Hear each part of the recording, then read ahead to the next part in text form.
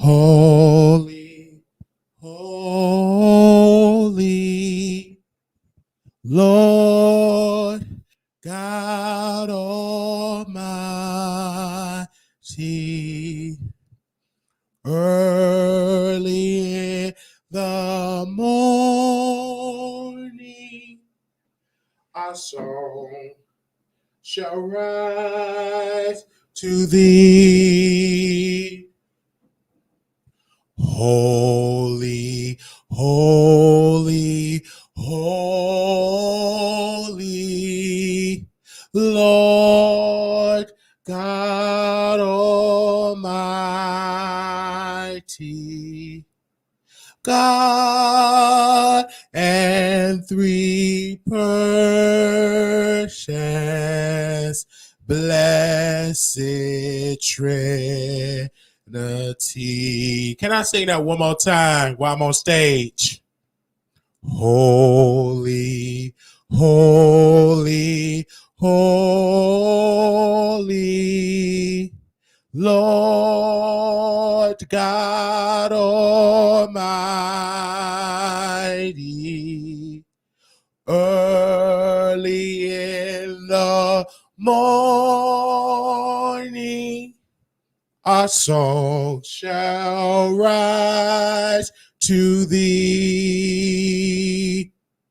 Holy, holy, holy, merciful and mighty,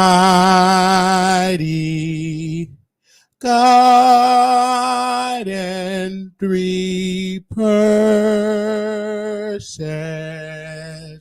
blessed Trinity.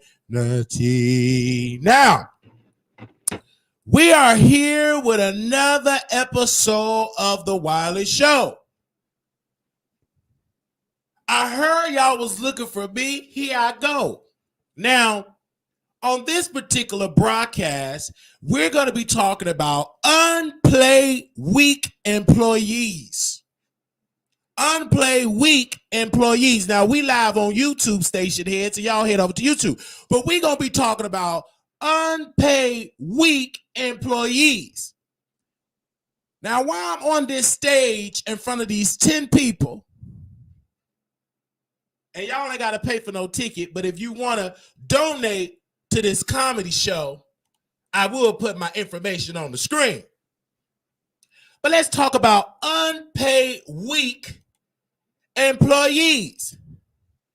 Now, on last night, Armon Wiggins dragged Flame Monroe. Did he drag her? He dragged her down to her kneecaps, down to the arthritis in her thigh. And I told you all last night that unpaid week employee wasn't going to do nothing and not address the matter, because she think it's easier to go after a cockeyed man. She think it's easier to drag a man who eye is crossed.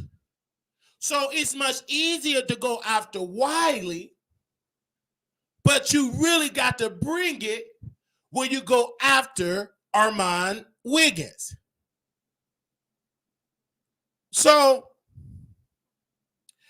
on this morning, when she was drinking from that nasty disease-filled coffee pot,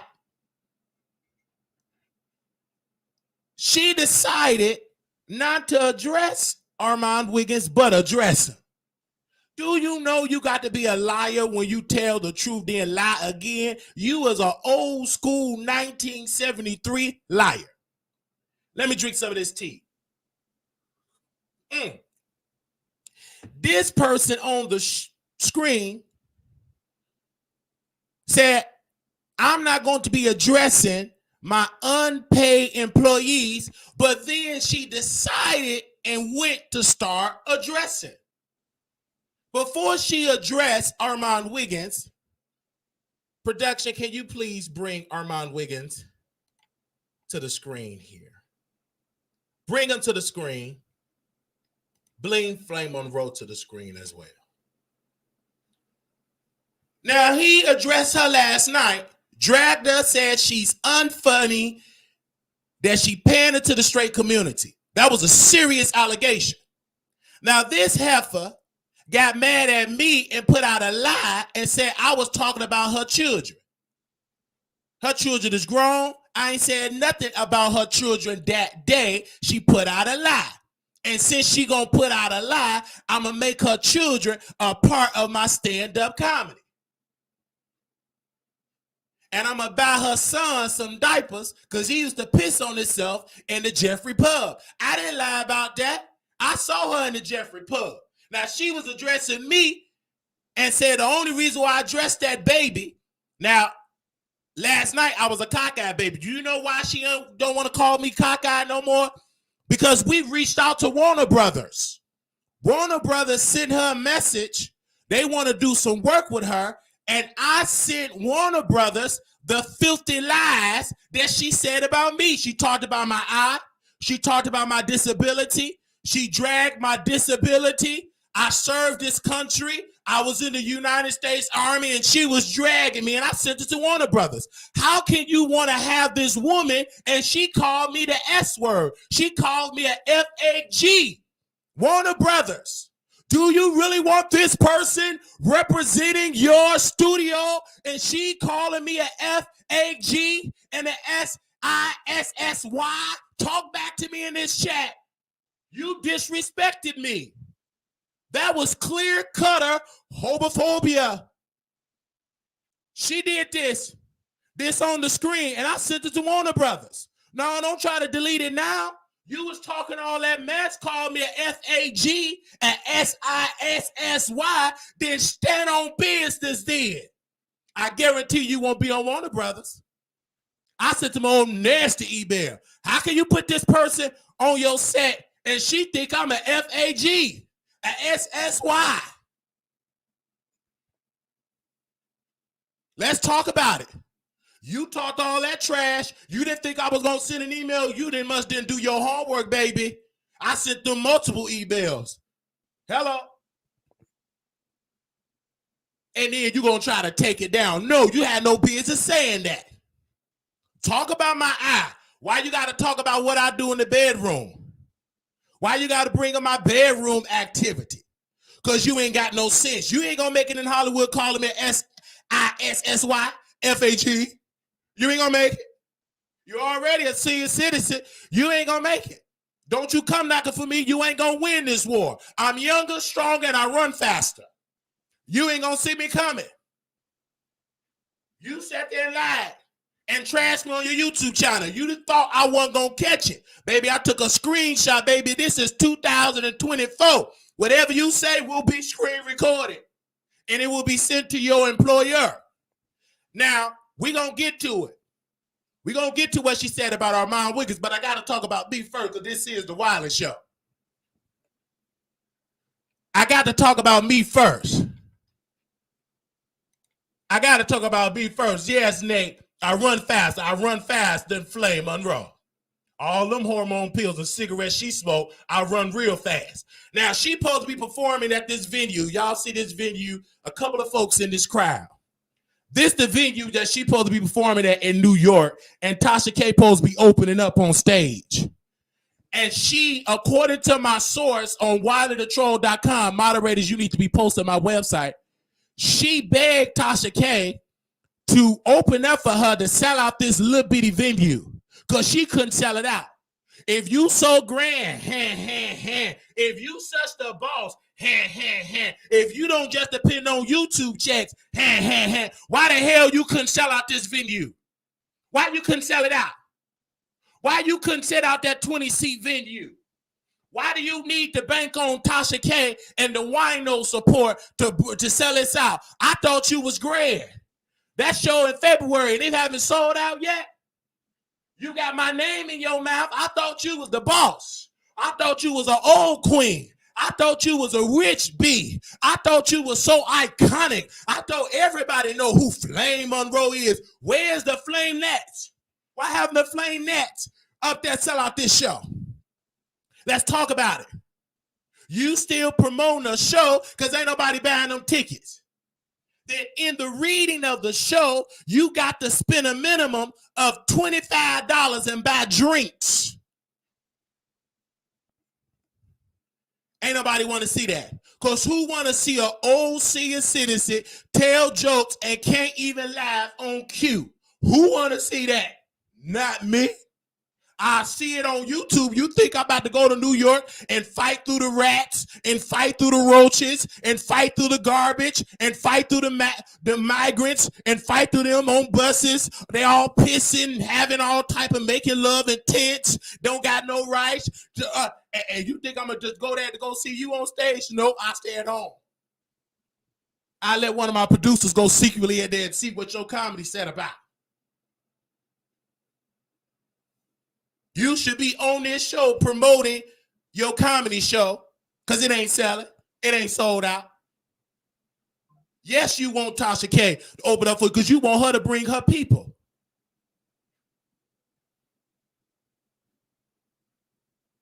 You want her to bring her people to sell out that show.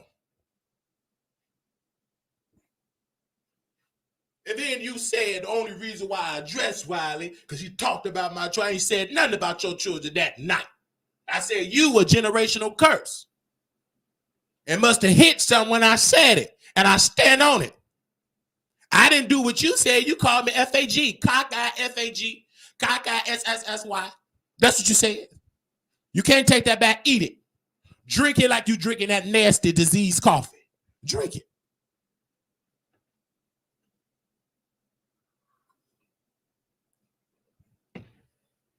So the best that she could do for this comedy show is to give it to the migrants. At least they don't speak no English. You get them drunk, they're laugh. Get them from Guatemala. Get them Mexican people that coming over here in Mexico. Let all their children sit in that stage. Get them drunk. Get them some quesadilla and a taco. They'll sit and laugh at them jokes. Put on their Mexican music. They're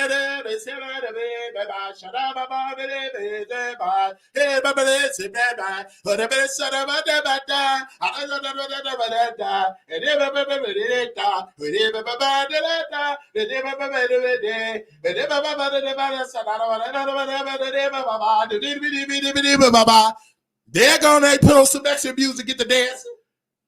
They'll apologize comedy show. They'll be right there. It's heat, food, tacos. Let them be in there. You ain't gonna see no black folks.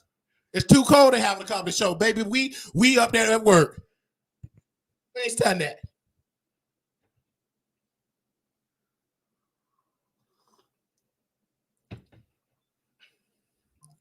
And you mad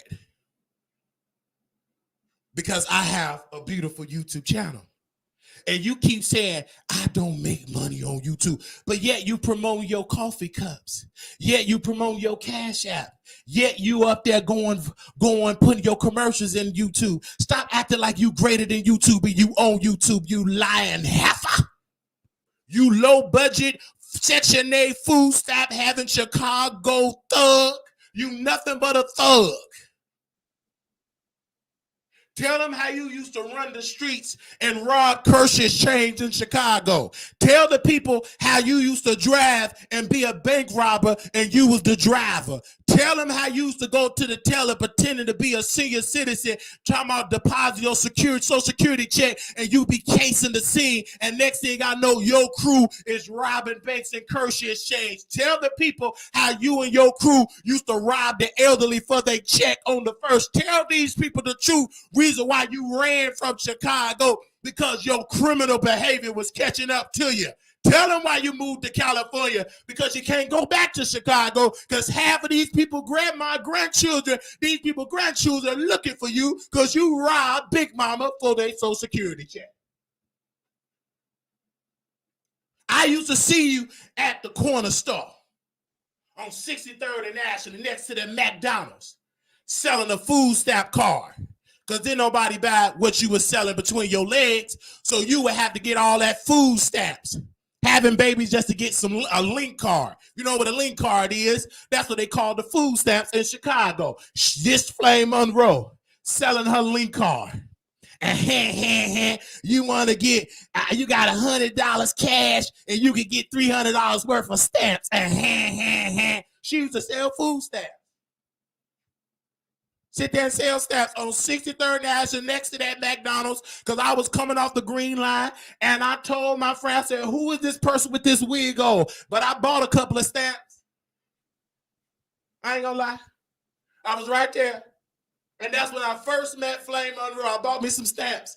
I was hungry. That was a good deal. Man, me and my mom, my mama bought the stamps. We had to eat. My mama had 6 kids. Shoot, we had to eat. So we went on over there. And we bought them stamps. We went to August and we went to One Stop, Google One Stop. We right there get that. Shoot, she fed us really well. That was a good deal. And she mad because I know her. You don't know who I know. I met you, you didn't know. Because back in the day, I was slimmer. I wear church clothes. You ain't used to that. Now this sweater might bring out memories because I used to tuck my sweater in my pants. I was a preacher nerd. You see me and met me. You just got that early signs of dementia you can't remember. But let me bring it back to you. You remember you was on that McDonald's selling food stamps? Let's not even act about when you tried to get on the horse stroll on 63rd Street and didn't nobody want to buy it. Here you go on the horse stroll.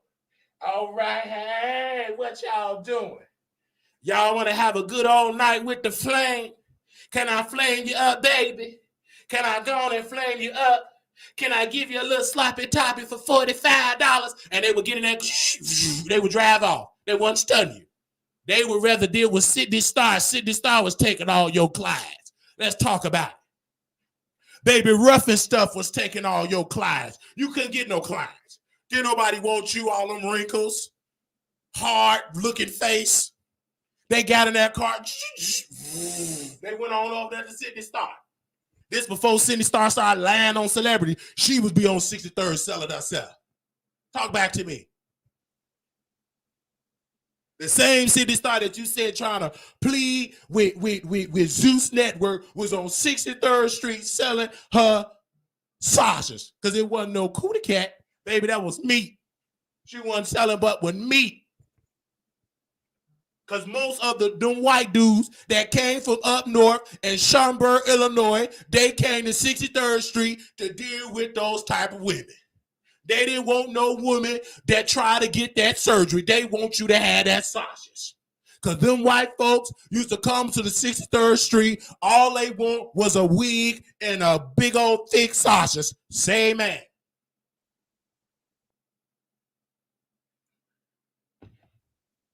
That's all they wanted. And now Flame is upset.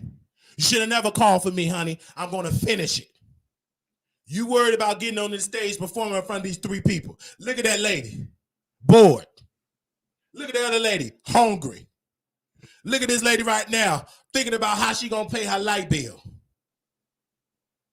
Look at these other people. They bored. They're baiting on, we came to the wrong show. Let's go see Wiley. And now you got to run to go get Tasha K to stand on that stage and lie about Cardi B. Yeah, let Tasha K go to that show. I already reported her to the IRS. She breaking code, tax code. She already didn't pay her taxes for the last 10 years. And I know whatever that $5,000 check she going to get, I done already told the IRS. I said, go out there. Y'all need to have agents out there.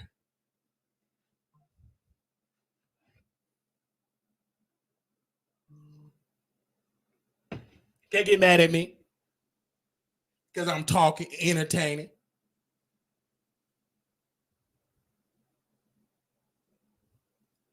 Let me see what y'all saying in these comments.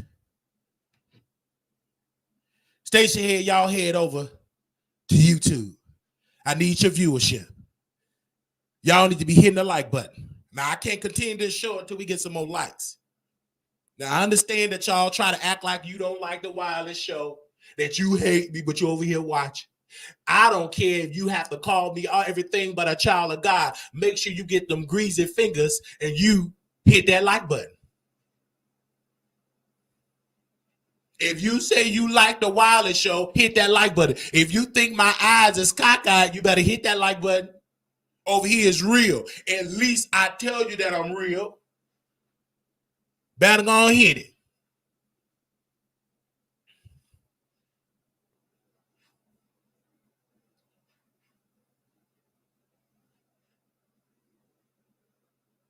Hit it. Because we got some more stuff to talk about.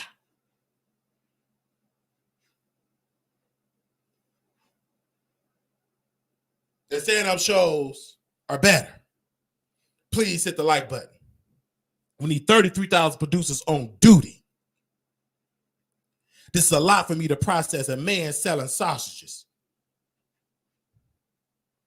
Hey,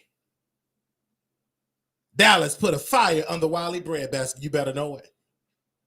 Wiley been out of control since he been back in Dallas. You better know it. I didn't want to be in that snowstorm in Chicago. Man, I got me on a flight. You ain't about to catch me in all that snow. I want to be where I can move. I don't want to be freezing. All right. Send the $8.88. Let's move on. I want y'all to hit that like button because this is good. It's 21. It's been on here 21 minutes. We already got 200 people. While she's trying to sell out a 20-seat venue and didn't even sell that out, you flopped. You pathetic little thing. And you telling folks he not welcome to come to my show. Why not? I should be able to buy a seat for me and my girlfriend. Ain't nobody else there. Look at that table. It's empty. That table right there, I could be sitting there with me and my girlfriend. It is empty right there. Empty. I could be bringing Miss Wiley Fish, Diana Ross wig. We could be sitting right there. Why are you telling me I'm not welcome to come to that show? It ain't like it's sold out. Why I can't sit there with Diana Ross Fish? Why I couldn't sit there with Diana Ross Fish and she sit on my lap? Why not? It ain't like nobody else is there. Why I can't just sit there with Diana Ross Fish with that wig?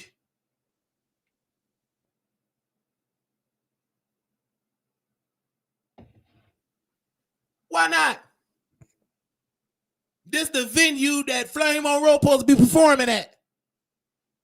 Because she did say, I'm her unpaid employee, but I'm going to get paid over here on the YouTube. Same man. Yeah, I'm an unpaid employee. So what?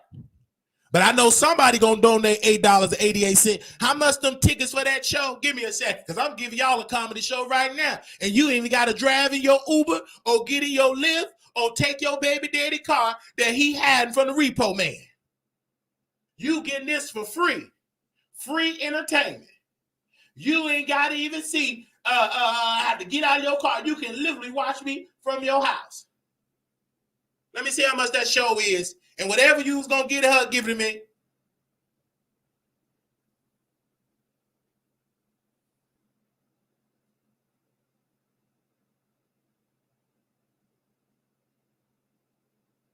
Whatever you going to do.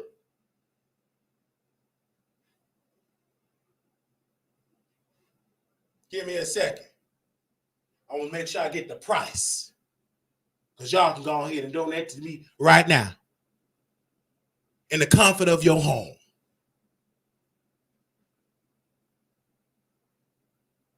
Give me a second. That ticket's about $50. You can put that in there. Now, Flame called for me first. Did she call for me first? And we just responding to her dragging me. See, she didn't think I'm a creative man.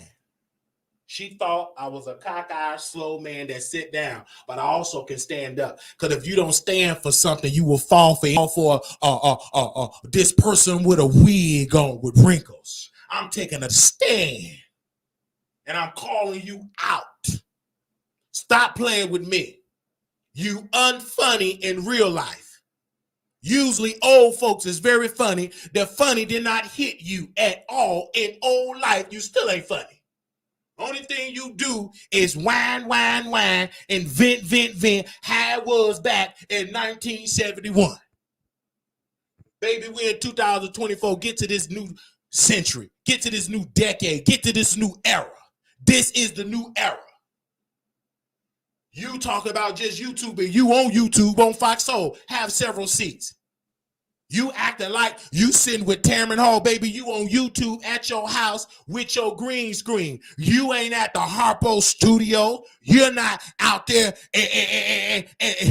Sherry Shepherd show. You right there and stinking up your house with that nasty, filthy coffee that's giving you diarrhea, and that's why your son had diarrhea at the Jeffrey pub, because he would be drinking that nasty coffee, and everything that coffee would come inside his stomach, and it would go outside his rectum area, and he would have all type of mess in the Jeffrey club. That club ain't been the same. That man had to change the hardwood floors because that mess ate up the hardwood floors at the Jeffrey pub. And then you're gonna say, I haven't been at the Jeffrey pub. I haven't been at the Jeffrey pub in years. I haven't been at the Jeffrey pub in a long time. That baby was young. Talk about me. But your son was there and I was there at the Jeffrey pub. Get someone and sit down.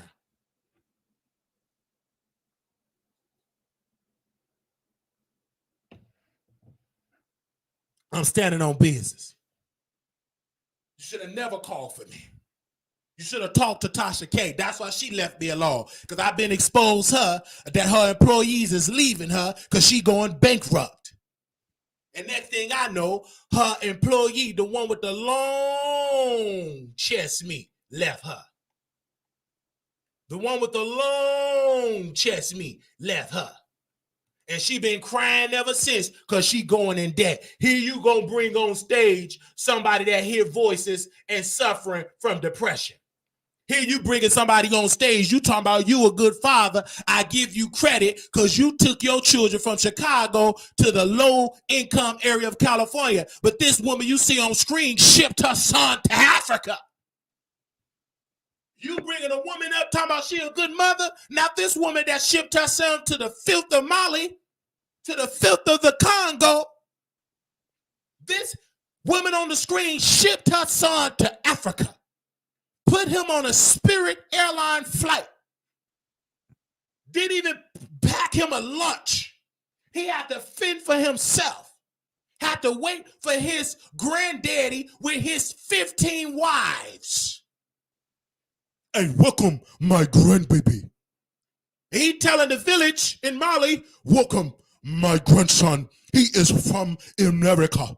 He will fight for the justice and for the democracy of the Congo.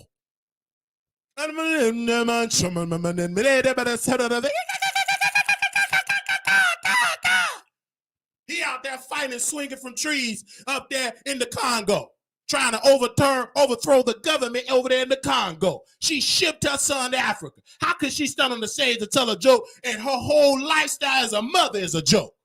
Go ask her daughter. Her daughter herself is saving her money right now, is begging the courts if she can change her name, and she's willing to pay for it in payments and afterpay. And the judge told Tasha K, daughter, you can't change your name. You got to pay the money. Her own daughter want to change her whole identity. She's ashamed of her mama. Because all her mama do is fake cry, talk to herself, hit on herself, and tell lies about celebrities that got more money in the bank than her.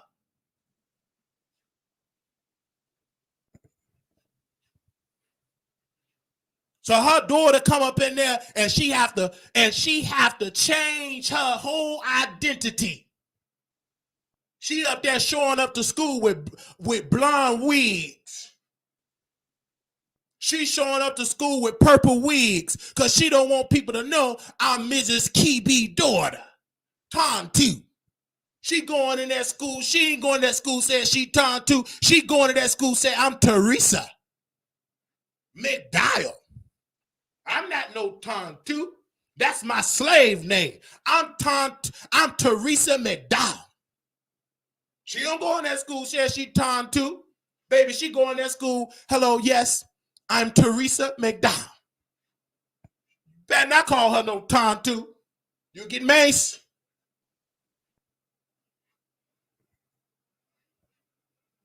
And you can't get mad.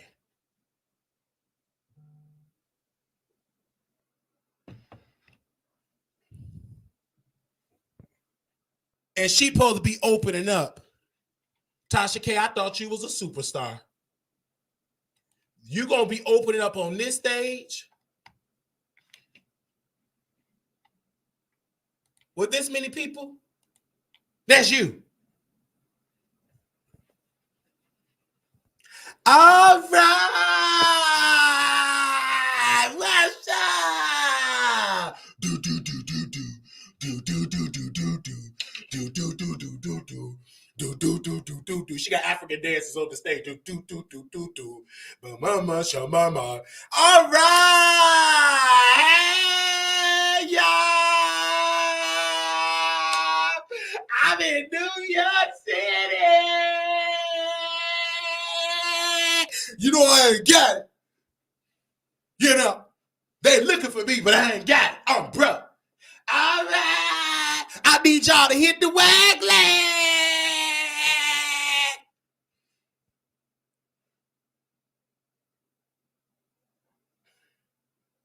My name is Tasha K. When I came up, I was a waitress. And I saw this old pathetic immigrant. He didn't speak no good English. Right, babe? Oh, just go to Toto. He didn't speak no good English. He wanted a green card. He said, please, Tasha K, they're going to kick me out of this restaurant. If you don't marry me and give me a green card, immigration is looking for me. And I said, don't worry about it. Hit the wine glass. We gonna get married. And I got married to him.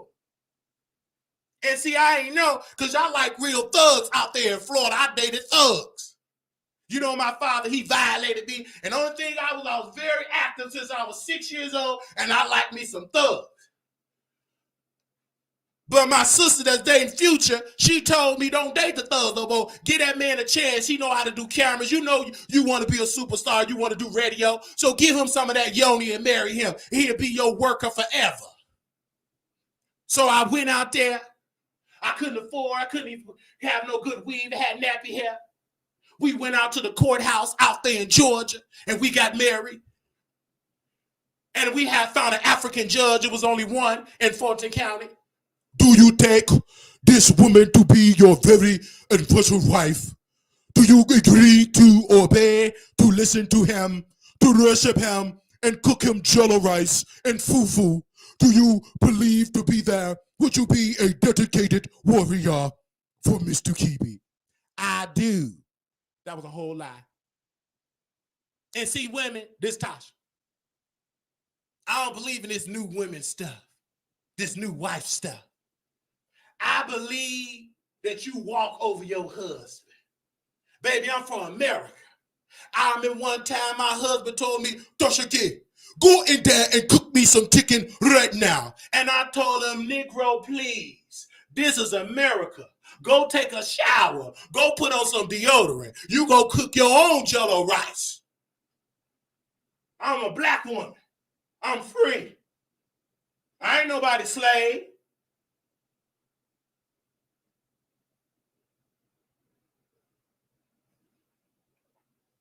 I ain't got it.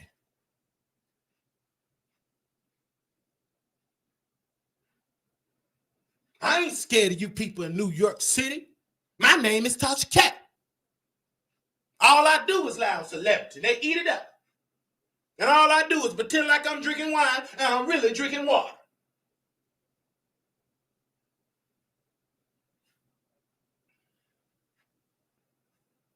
Now I know y'all surprised to see me on this stage, but Flame Monroe, she begged me. See, Flame, he's the wine glass. I don't want to tell your business, but I went and did an interview in LA. She showed up in that beard and that wig, and she begged me. She got on my knees. Tasha, if you hear me, I want you to understand. I can't really sell out that show in New York. Could you please open up for me and sell out that show? And then my African husband was like, I just don't believe. I thought that she was a woman. What woman do you know in here that got that very deep voice? Sat in bed, and I felt sorry. He reminded me of my grandfather. And I said, okay, get up off your knees. I'll go and do the show in New York City. Now, due to the fact y'all got rats, I done already told my African husband and my security to protect my luggage because y'all got a rat-infested problem. Now, I understand New York City, don't you get offended by me. Y'all got a bunch of rats. That's why y'all letting the migrants come in, and y'all want the migrants to go on the street so the rats can eat the migrants. Come on, somebody, talk about me. Hit the wine glass. I'm talking about. That's why y'all happy that the migrants on the street, because they give the rats something to eat, and then they can go ahead and go to sleep. So by the time you hit the bodega and you get on the A train from Harlem to Brooklyn, you ain't got to worry about no rats because they ate real good last night. They ate it on, chipped on some of the migrants that was sleeping on the street.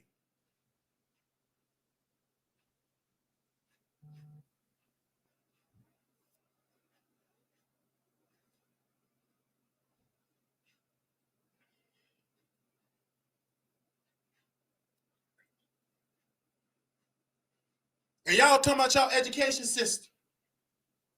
New York. New York is the only place that will use a school for non-speaking immigrants. And I'm Tasha K because I ain't got it. But your mayor, he got it. Don't y'all feel shame that your kids gotta learn on the internet, but at least we got better internet than my husband's country because we got good 5G. They still working on 1 -G. Hit the wine glass. Hit it.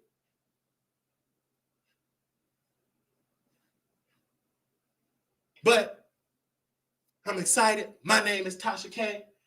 And I love you, and you for real. Now I need y'all to meet me in the lobby because I do have a book to sell, How to Get Away from Paying a $5 million Debt. I need y'all to buy that book, okay? It ain't in my name, it's in my wife, cousin, baby mama name. I want y'all to meet me in the lobby. Sister right there while you on your phone in that white shirt. While you on your phone, I need you to subscribe to TashaKLive.com. Yeah, while you on your phone right there, want you to subscribe to TashaKLive.com. Subscribe to TashaKLive.com because I ain't got it. That's it. I already did they set for free. One thing you got to do, send a donation. You didn't already laugh and peed on yourself right there and that. You might as well donate. See, you didn't have to leave and get in your car. You didn't have to go get an oil change. You didn't have to open up your legs to get you some new tires. You was able to get a good comedy show for free right at your house for $8.88.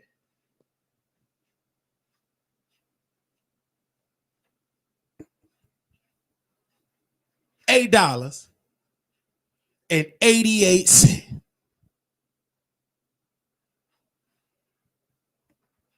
Now let's get back to this commentary. Can I drink a little something while y'all laughing? Now don't just laugh. I need to hear this thing ring up. Let me see if somebody listening to me. Okay, 2 people, 1 person did it, so I can continue. At least only 1 person did. I did all that for $13.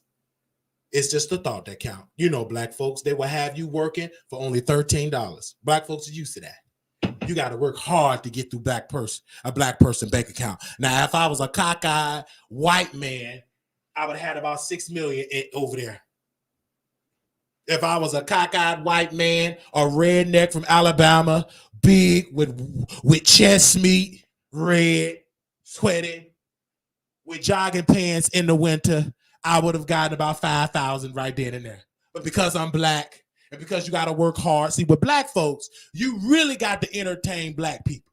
Black folks, they want you to do jumping jacks. Black folks, you got to do a knee to the chest move. Black folks, you got to do a split. You got to direct the choir. You got to eat on live. You got to go and entertain just to break even.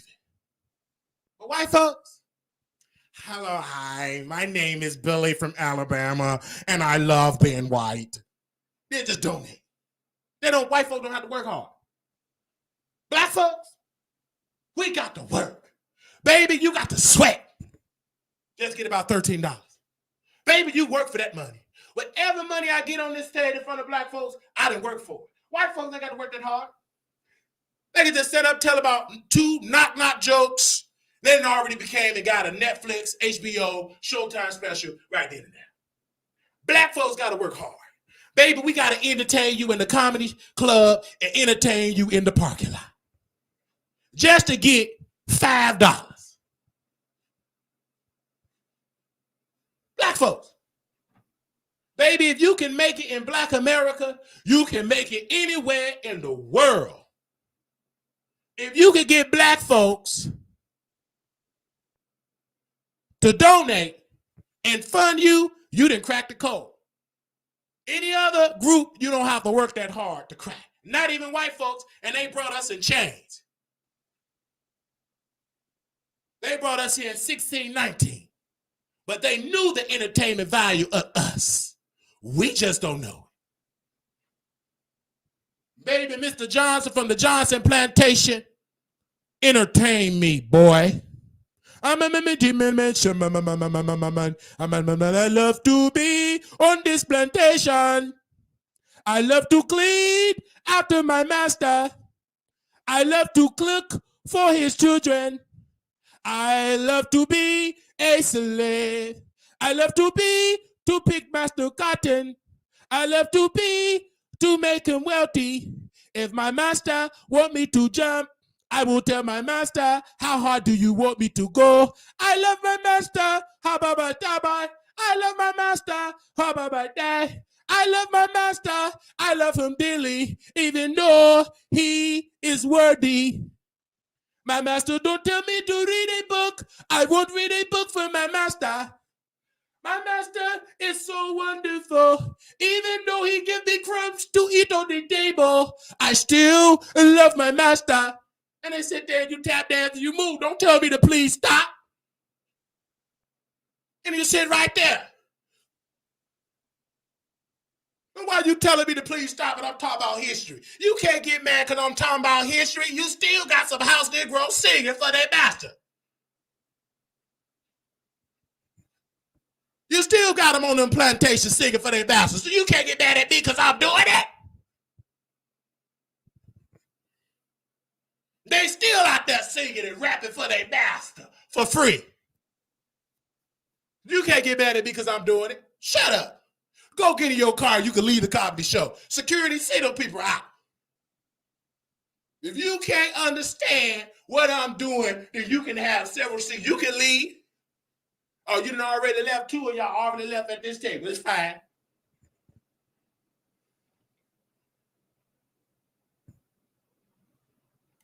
All right. So we're gonna talk about Flame Monroe. Can we talk about it? We did I said. I'm gonna sit on down because I'm hot, thirsty, and hungry. I done burnt up an appetite.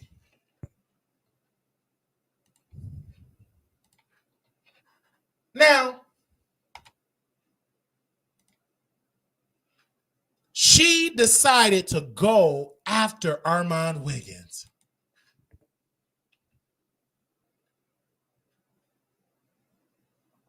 Let me read these super chats. Give me a second.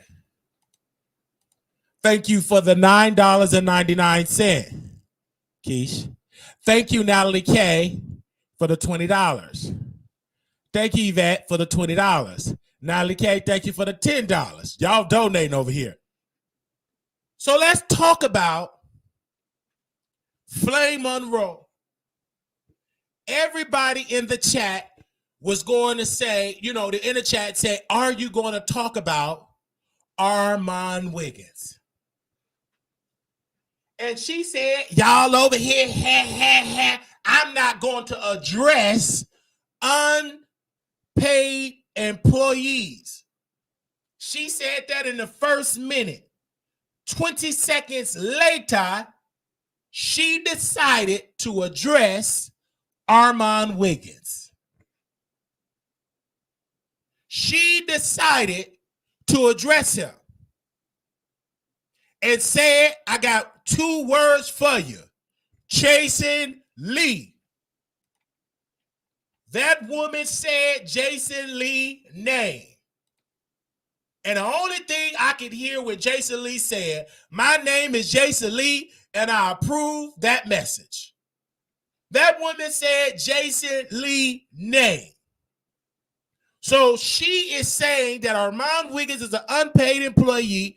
Then she said Wiley is an unpaid employee. She addressed Armon Wiggins. She said, I got 2 words for that S word. She said the S word again, unpaid employee. Unpaid employee. But the thing is, I told y'all last night in an iconic 3-hour broadcast, I said it last night, that Flame was not going to address Armon Wiggins by name because she's weak. She ain't nothing but an old senior citizen like to try to come up on cockeyed people. But when it came to go after a man with straight eyes and a wrinkled forehead, it ain't like she ain't got no jokes for him. He got a twisted spinal cord. He got fake teeth in his mouth. And you know what I'm saying? He's an emotional wreck. But she didn't say none of that. She stayed silent. So I questioned Flame Monroe. Why would you go after Brother Wiley? And I don't have nowhere near the income as Armon, the wealth as Armon, the looks as Armon. I don't have his wrinkled forehead. I can't afford his veneers teeth. Can't afford it. I don't have that fake gold chain around me. I can't afford the headphones. My headphones not connected to my mixer. That's what he said. So why are you addressing Wiley? It's because you mad that I exposed you selling your body on 63rd Street and selling food stamps. You mad. Because I'm hitting you with truth. Because you really think that you funny and you're not. And you addressing me saying, I never met that baby. I ain't no baby. I'm 33 years old. I ain't no baby. I'm 33 years old. I'm the same age as that young escort that you screwing in your bedroom. Because you don't do nothing but screw escorts. Talk back to me in the chat. You be screwing Milan Christopher with that body. You done screwed him up there in L.A.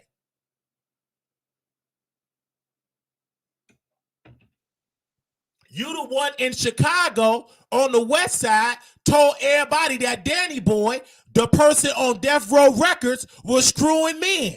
You the one that told Mary J. Blige to date and screw a 14-year-old Danny Boy. You was the one that did that. You was the one that did it. See, I'm talking about your past, your present, and your future. You've been a mess, and the day, today, yesterday, and forevermore, you've been a mess.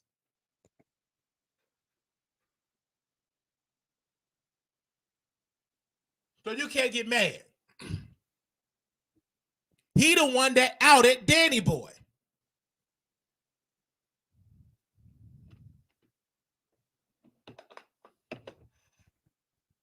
So Armon Wiggins, he gets a pass. Only thing you can say, I got 2 words. Jason Lee. Jason Lee destroyed Armon Wiggins. That's a lie. Jason Lee did not destroy Armon Wiggins. If Armon Wiggins really get in his bag, he will outthrow and outwin, outperform Jason Lee. Now, Jason Lee could be a better entrepreneur maybe, but Jason Lee is 40, 50. I mean, he's in his 50s. So Armon Wiggins just in his 30s, 20 more years, he could be that and some. But when we talking about talent, let's just talk about talent. Let's talk about talent. If you put Armon Wiggins on the stage with Jason Lee and they do a battle, a championship of who is the best live stream commentator, it will be Armon Wiggins, hands down. Hands down. Let's talk about talent.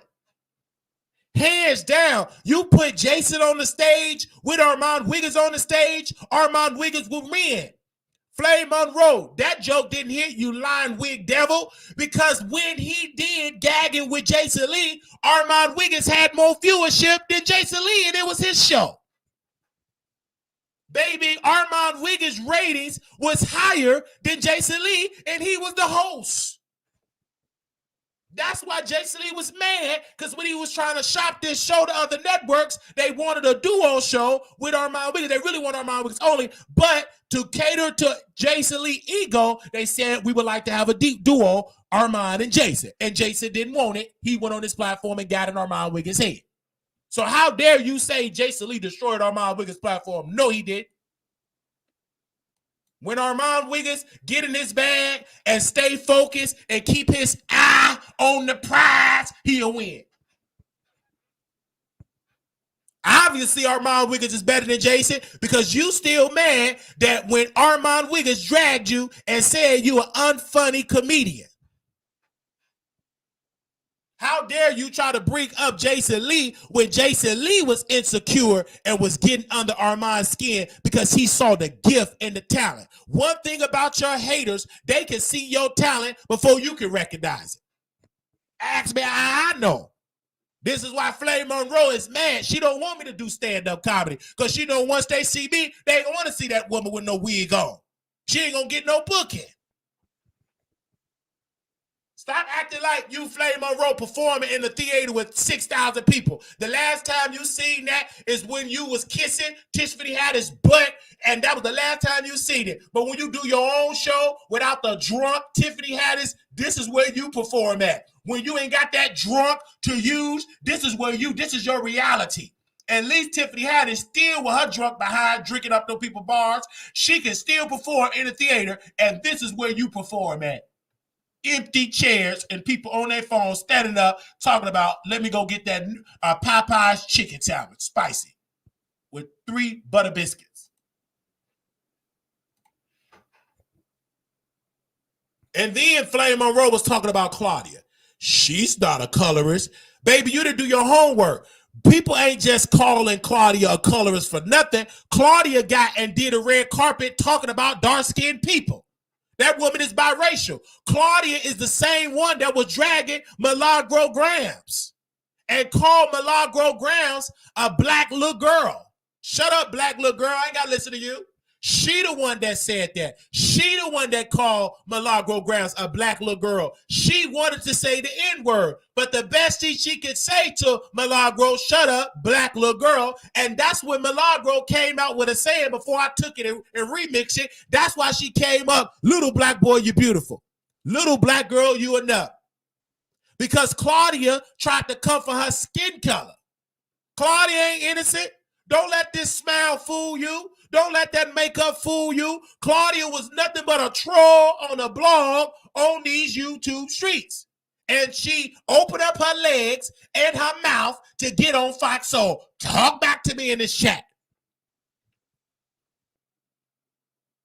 She, right now, using Flame Monroe, she brought Flame not only for Funky, but she brought Flame so Claudia could get on the Breakfast Club. That's why Flame Monroe, all in that broadcast with that filthy, nasty coffee, talking about make sure y'all flood the Breakfast Club. But didn't you say, Flame Monroe, that I was begging to get on Fox Soul, that I was begging to be on T.S. Madison Show, that I was begging to be on Hollywood Unlocked? Well, what the hell you doing when you begging your Flatnets and the Climax and the Bo Rats to go and flood Charlamagne inbox so Claudia could get a job? How dare you say I'm a beggar when you sat on that platform with that filthy, pissy coffee begging your people to get Claudia on the Breakfast Club?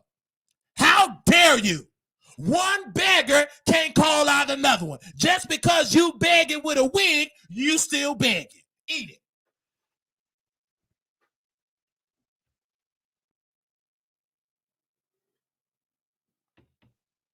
You did all that say I'm begging, and you sat there and begged to get Claudia on the Breakfast Club. So what? I love to beg.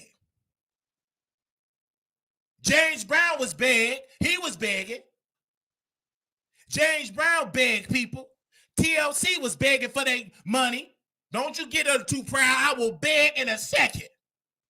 If you ain't got it, you better ask somebody. If you want to go somewhere, you better wake up and beg that person for that opportunity. If you can't do nothing else but beg.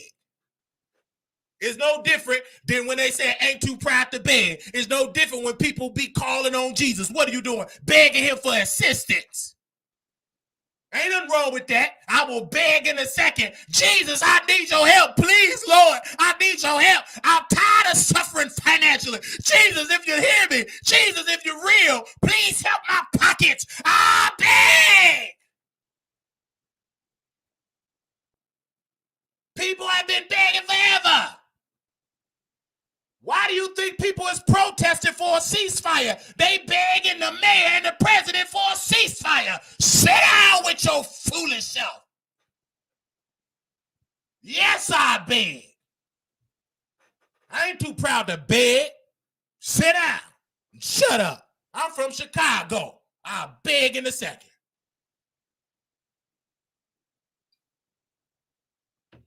Just like you begging for Claudia to get on the Breakfast Club. I beg the Lord all the time, Lord, please, Jesus, I need your help. Keep me in my strength. Watch over my grandmother. Help me in my mind. Help me to get an idea. Help me to work through this wickedness when I'm trying to be an entrepreneur. I need your help. Every black person in America is calling on somebody to help them. We've been begging for reparations since we got here. Talk back to me in this chat. We've been begging for equality. We sung songs begging for acceptance, begging for integration, begging for strength, begging for opportunities. I'm no different than when Dr. King was singing, "We Shall Overcome." Only difference is I'm doing it on YouTube. I ain't doing it on Meet the Press.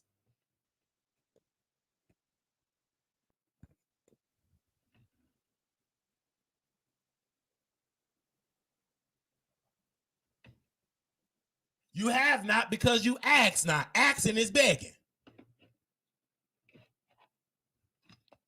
Knock and the door shall open. Seek and you shall find.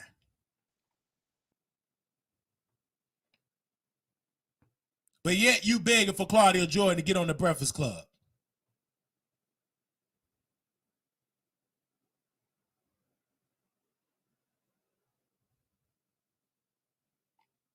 Come on, somebody. Talk back to me in the chat.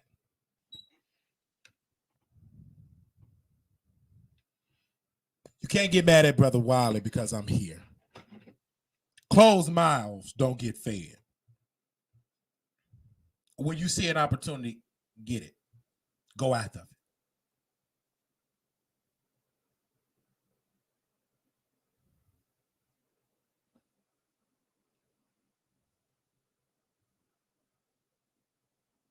And I say this humbly. Flame Monroe, you ain't ready for the Wiley Show.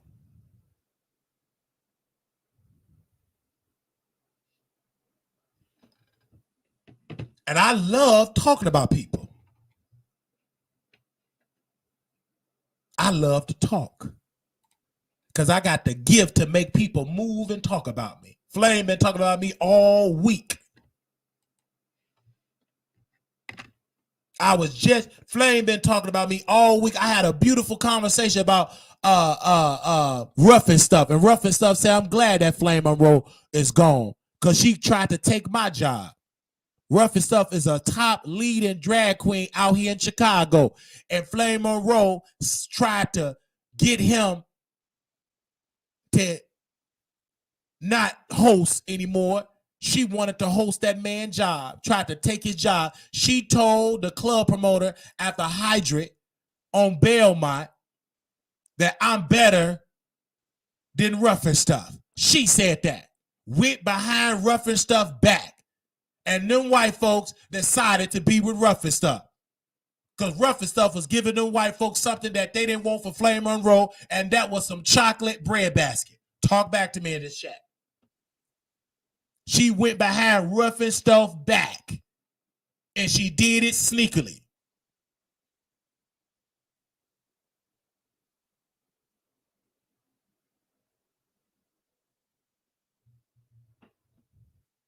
So you can't get mad that you did some dirty things in Chicago and I'm bringing your dirty, filthy laundry to the YouTube streets. That's why you don't get invited to do shows in Chicago. They boo you off stage. They don't accept you in Chicago. Unless you bring Wiley to open up for you, then maybe some of Wiley people, a lot of his people will show up on stage.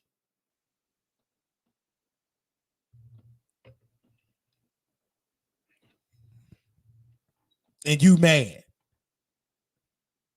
Stop watching. Stop telling the people, I don't watch it. Stop sending me stuff. Stop sending me stuff that people said. They're going to always send you stuff, heifer. You on YouTube. You can't stop trolls from sending you stuff. They sending you stuff right now. That's a part of the game. It's the trolls that keep it coming because you listen to the trolls and the trolls got in your head that I was talking about your children and you ran with it. And then the trolls told you he stayed with his grandma. They ain't give you the right information. Yo, Flat Matt's got it wrong. Instead of you listening with your sin-sitting wrinkle-knuckle self, you could have got the information correct, but you didn't. You listened to the flamboyants on your DM, and they gave you the wrong information because they want to see this beef, and I'm giving it to you. This ain't no fake beef that you got with Flame Monroe and Funky Dineva. This ain't that. This is a real beef. I know you when you didn't have no hair and you had a bald spot in your scalp in the South Side on 63rd and Ashland and at the Jeffrey Pub.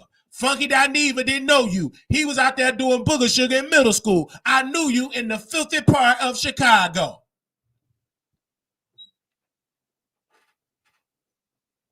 So you can't get mad at me.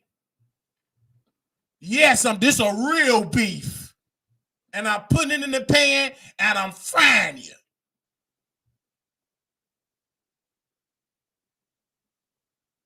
Just like Claudia Jordan said, Funky Dineva didn't pay his rent. We put that on the blog and they mad. You can't get mad because I put it on the blog. Y'all don't get mad at TMZ. Y'all don't get mad at the tabloids. Y'all made it into a $1 billion corporation. But yet you want to come for me hard. Stop reading the tabloid. Stop listening to Breakfast Club. Stop listening to Sherry Shepherd. Stop listening to Wendy Williams. Stop listening to all these other shows. Stop listening to Fox News. Stop listening to CNN. Stop listening to MSNBC. They all tell lies. They never tell the full story. So why are you holding me up to a standard that you don't even live up to? Say amen. You don't live up to that standard. You watch all type of lies. You got your baby daddy in the house still lying to you that he don't like men, and you still allow him to live in your living room, stink up your couch, max out your credit cards up there, and put your food stamp card in a negative balance. He the reason why you got kicked out of low-income housing because they saw that big buff man with them tattoos and gold teeth. He the reason why you got to pay high premium rent. You ain't holding him to a standard telling him to go get himself a job, so don't come on the internet acting like you tough. If you can't get that nasty, sticky man with them dirty drawers out your place that you paying rent for and 3 months behind, don't you come over here trying to tell Wiley what to do. You gonna lose.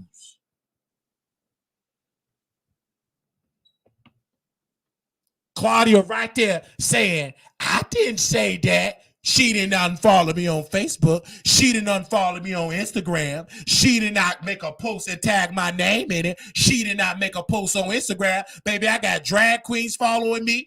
Who is that that's following me on Instagram? I got all type of people that follow me on Instagram, and they believe the narrative, and I stand on what I wrote. And if Claudia feel like it's a lie, then go ahead, Claudia, put on your wig, put on your purple, and go and file a lawsuit and get Phaedra Parks to represent you, and I guarantee you gonna lose. You gonna leave that courtroom with a bald head. And maybe you will get a $10 million judgment. You ain't gonna never see a dime because I'm gonna be in the courtroom filing bankruptcy. So go on in and file a lawsuit if I lied. Go ahead. You're going to lose.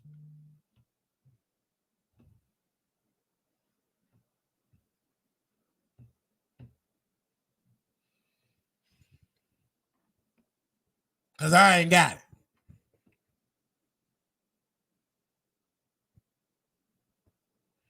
We'll be in Vegas April 26th to the 28th. April 26th, 28th. We'll be at the Palace Station. We'll stay in there. We're going to be having a good time in Vegas. If you're a flamat, you want to come in the Bo Rat, come. Producers, come. Couture Bay will be joining us. The Bay Squad will be joining us April 26th to the 28th. You got any questions about Vegas, email me, WileyShowProductions@gmail.com. WileyShowProductions@gmail.com. We'll be in Vegas April 26th through the 28th. We just linking up, hanging out, having fun. All right? If you want to see me. So, I'm done. I said what I had to say. I'm done. I said what I had to say. And there's nothing more I can say about this because I had to keep it real.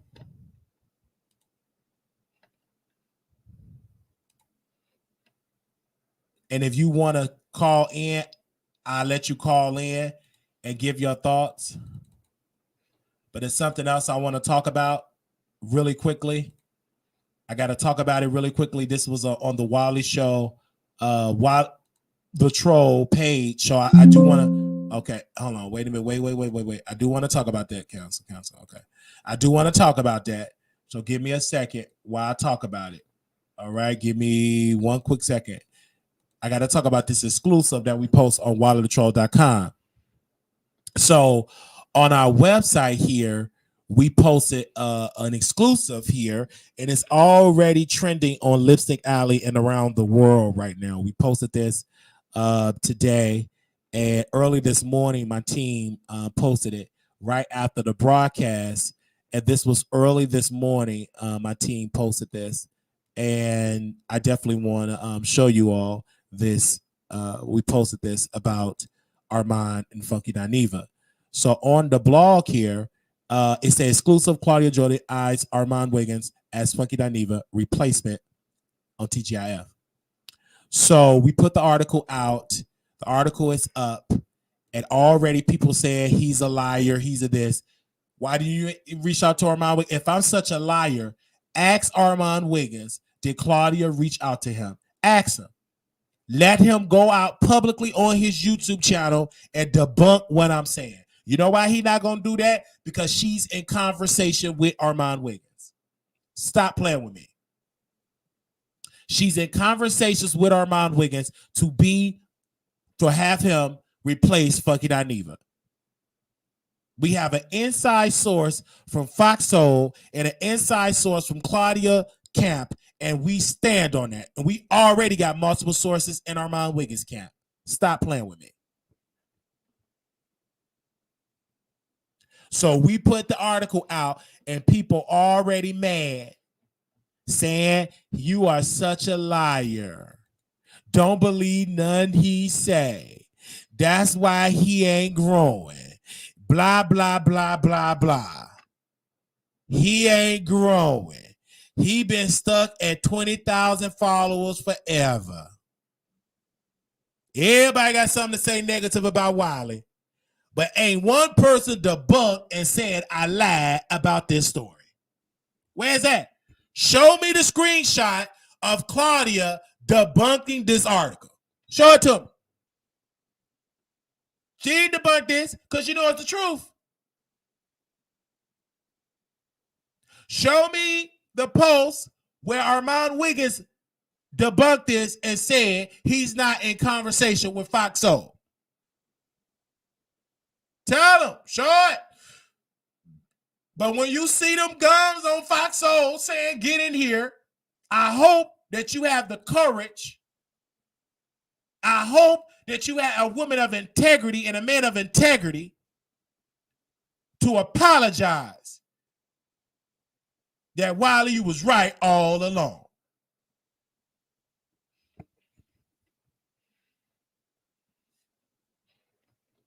It ain't my fault. Then we put out another article. This is what got the girls in trouble. This is what got them, baby. They did not like this article. They did not like this article at all. When this article came out, give me a second, chat. Can we talk about Wiley the Troll for a second?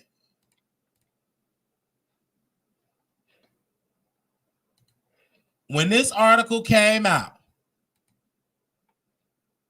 everybody was mad.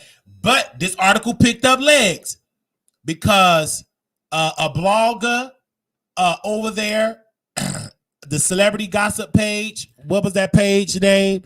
The one that's she talked about it. They talked about this all on Lipstick Alley. They talked about all on Twitter. Armon Wiggins confirmed this story. Everybody confirmed this story. Even fucking Aniva. Exclusive. Claudia Jordan spills the tea. Alleged Funky Dineva can't pay his rent. We put that article out.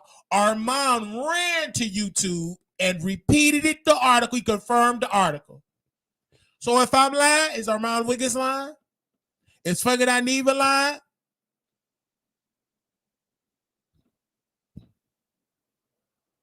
I put this article out.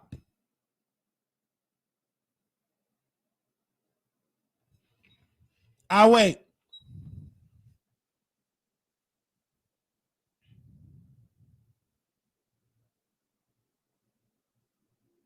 I may be cockeyed, but I don't need capital letters in this chat.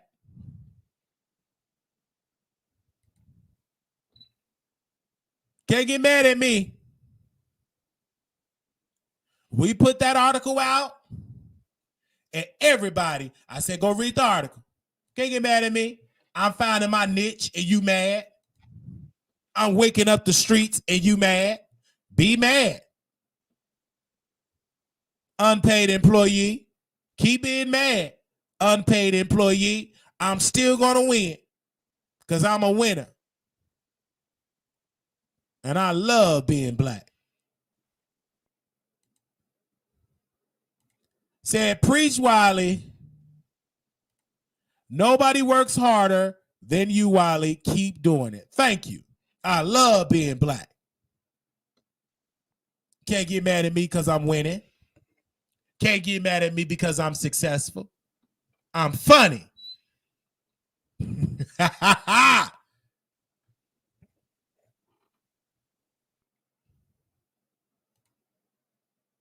And they've been mad at me ever since. All because I put the article out and they mad. I thought nobody watched my blog. I thought nobody don't care for me. I thought I'm a nothing. I thought my blog is resting in peace. I thought I ain't nothing. Right? That's what y'all say. How can that be true when you mad about something I say on my blog or on my YouTube channel? How can you be upset? How could it be upset when I say it on my blog and on my YouTube if I don't have no traction? That don't make sense. Why would you be upset about an untractionable blog with lackluster blog? If it ain't true, if it ain't got no traction, why are you upset?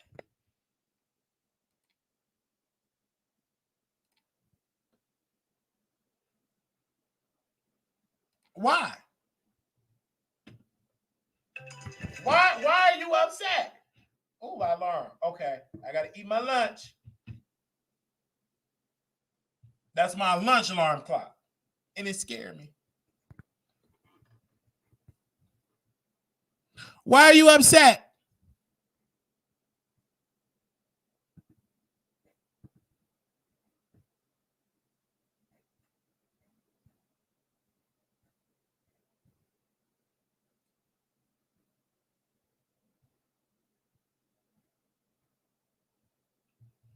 All right, let's open up the phone lines.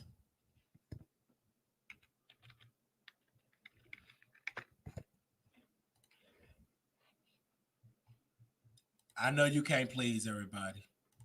no matter how hard you try.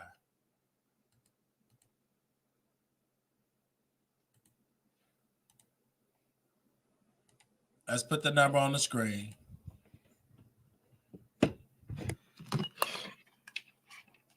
Oh, yes. Put the number on the screen here, 972-674-9462. This is your time to voice your opinion about what you think about this show. This is your time. Right? This is your time. This is your time. Hello, you live on the Wiley Show. Hey, Wally. Hey. Hey, so I was in your show late last night. It was amazing. But you asked a question, and I want to know, if that guy was making 200, how much he was making? 250,000 American dollars. My thing is, you should own a home by now. Come on. Why you can't afford to pay your rent? I mean, I know he was in a lawsuit with Michelle Etienne. Should he have paid her off already, or is Michelle Etienne going to send his check? I think he been paid that off, but my thing is, so what is he doing with the money? You can't be snorting up that much coke now. Oh yes, you can. Look at Whitney Houston; she died broke. Oh shoot, baby, she had to borrow money from Clyde Davis, but he spent his spending habits because Armon keeps saying in the show last night, he kept saying, well, fucking I even got the money because look at the BMW, look at the type of car. That don't mean he have money. He could lease it. He probably paying a note. He probably paying $6,000, $7,000, $10,000 for an apartment. He probably have bad credit. You know what I'm saying? He probably in a lot of credit card debt. Look at what he's spending on, because you can't tell me you got 250, you walk away from a deal, but then Claudia telling people you was struggling to pay your rent. Then we have people, the funk bunch, and saying that, yes, even fucking Aniva said it himself that he was struggling to pay his rent.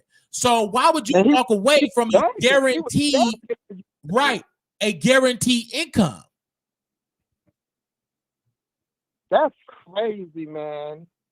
He's doing something. I guess it is the sugar booger, man.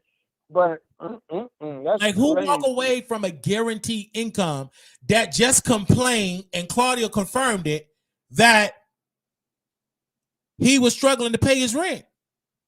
And he's complaining. He's complaining right for an hour, Monday through Friday, 5 hours a week. Who do you know getting that type of salary, black with a wig and a crackhead, getting those type of pay deals? Nobody. So either you're lying or you just got greedy because you spent so much money and you thought, since Fox Corporation is worth billions, I'm just going to tell them, listen, I bring in the people, I want $5 million, right? And they told him no. And because obviously something in the communication with Fox Corporation went left, because look how bitter he is on the outside. If he left, everything was fine, he would have shut up, did his pre-recorded video. We would have been in the UK with T.S. Madison selling wigs and doing the Queen Supreme Court and helping guide Miss Mary wheelchair so she don't run over the King of England foot. You think he's trying to beg for that job back with that T.S. Madison drag queen?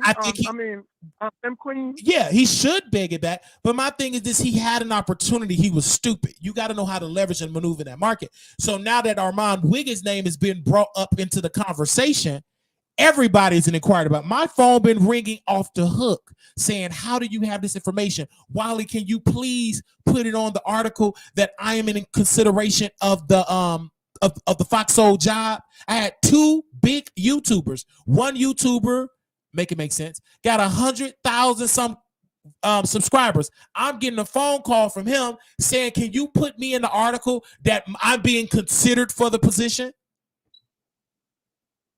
I said no, because you're not being considered for the position. Armon Wiggins is being considered. I have an inside source about Armon Wiggins. They didn't say make it make sense to be on there. They didn't put it. But go ahead. Say something, Wally? Go ahead. On the back end, do you think Jason Lee is going to approve that? I believe Jason Lee is going to fight it and get him destroyed. But my thing is, don't get me wrong, I'll be hard on Amar Wiggins. I like Armon. It's just I'll be shady and hard on him. But just keep in mind how people do you dirty, like Jason Lee when you went on his platform. I'm not going to stop you from making X amount of money, 150K, right? But are you going to get offered that amount? Like, you know your worth. And also, don't do them the best job, giving them all the views like Jason Lee you done, and then they sit on you at the back end. Right, just like it has to work for you as well. In my article, so make sure you read that contract, right? Because in my article, when my inside source with Armon Wiggins, this was reported back to me. Armon Wiggins said, "Yes, I would do the show, be the permanent host, but I must get the $250,000 salary." And because Funky put it out there. You get what I'm saying? Funky, when you put something out there, that gave Armon Wiggins leverage in negotiation. Okay. Like, hey, you paying him $250,000, I get the same amount of views as him. And I look more decent than her. And I look more decent, and I'm not, you know what I'm saying? I may do booger sugar, but it ain't enough to disrupt my lifestyle right now. Knock on wood. Because, so I need the $250,000 salary. So that's the whole particular point when we put the article out. Mm-hmm. And it has been sending shockwaves. Usually Armon Wiggins will be on Station Head discrediting me, Twitter discrediting me, calling me a psycho. I'm weird. He have not said a word. Neither has Claudia said a word. Read between the lines. Right. That's what you have to do. You got to read between. But I want to say this. I am not subscribed to Foxo. Mm-hmm. And if they do have Amar Wiggins, I will tune in to see what it's about. You better know it. So you never know. Me and you both gonna tune in, and the DMV Squad and the Funk Bunch, because Armon Wiggins. There as well. Yes, they're going to speak to that audience. And because Funky felt slighted, because we got another source, we got another article coming out, he feels slighted that Armon Wiggins dissed him in that YouTube video last night. He felt slighted because he did not like him celebrating getting dragged by Tasha K. Funky did not like that. The Funk Bunch. Well, Funky should have put it on the air. But Funky should not put it on the air. Put it on the air. Yes, he should have never. It's internet business. He should have never. He put it all on the air. So we're gonna talk about it all, and they can't get mad. And the Funk Bunch and Funky can't get mad because he put a lot of things on the internet. Tonight is the last night of Flame Monroe. Thank God to seeing that wig on Foxo TV screen. So we're still gonna go live. So Flame Monroe, he see we yes. they. I'm not stuttering her. She's late. She needs to address you and put your name. Yes. And she's getting mad. Stop being a coward. Right. She's a coward. And she didn't even say Armon Wiggins' name, but she said Jason's name. No, baby, you knocked on my door and you're mad that I'm responding and got you shaking in your boots. Now, she's still responding to Wiley, the unpaid employee, because she said, I never seen that man at Jeffrey Pub. I haven't been to Jeffrey Pub in 20 years. But the question is, you've been there. Exactly. Stop trying. And she been here. And she been here. She been at the We've seen her in the chat. In the chat. You she know who you are. You better say it. I didn't. So she better stop. She was in the chat. Before I be the next one to drag that heifer. Yes, she was in the chat multiple times. Flame Monroe was in this chat. So let's stop. She said drop on down out the bushes. She would drop out of the bushes. So stop acting like you don't know me. You knew me from Chicago, but you never would have thought that I became this person, this icon, this entertainer. You never would have thought that. But this is why you never discredit. And you're more entertaining than her. More entertaining than her. No shade. You better know it. No shade. You better know. That's why the girls is scared. They spooked and nervous. They spooked and nervous because they see the entertainment. What shocked them is the website. That shocked them. And what shocked them that we're still doing it. That's what shocked them. That's why they work, because what Flame is doing is no different when Funky Dineva was doing gatekeeping the platform.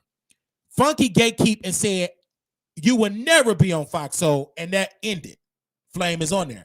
Like I tell Armon Wiggins when he said, I would never work with Armon Wiggins. That's never say never, because you never know what's in the deal. Because if they want to do a duo show with Wiley and Armon, paying us $250,000 a piece, you gonna take it unless you stupid. So stop saying what you never would do, because you're judging me right now. You never know how I'm gonna be in the next 6 months or what position I'm gonna be in the next 6 to 12 months. So stop saying what you never would do, because you don't know what you're gonna do. Because he said I would never get caught with booger sugar leaking out my nose, but about 6 months ago he had crust leaking out of his nose.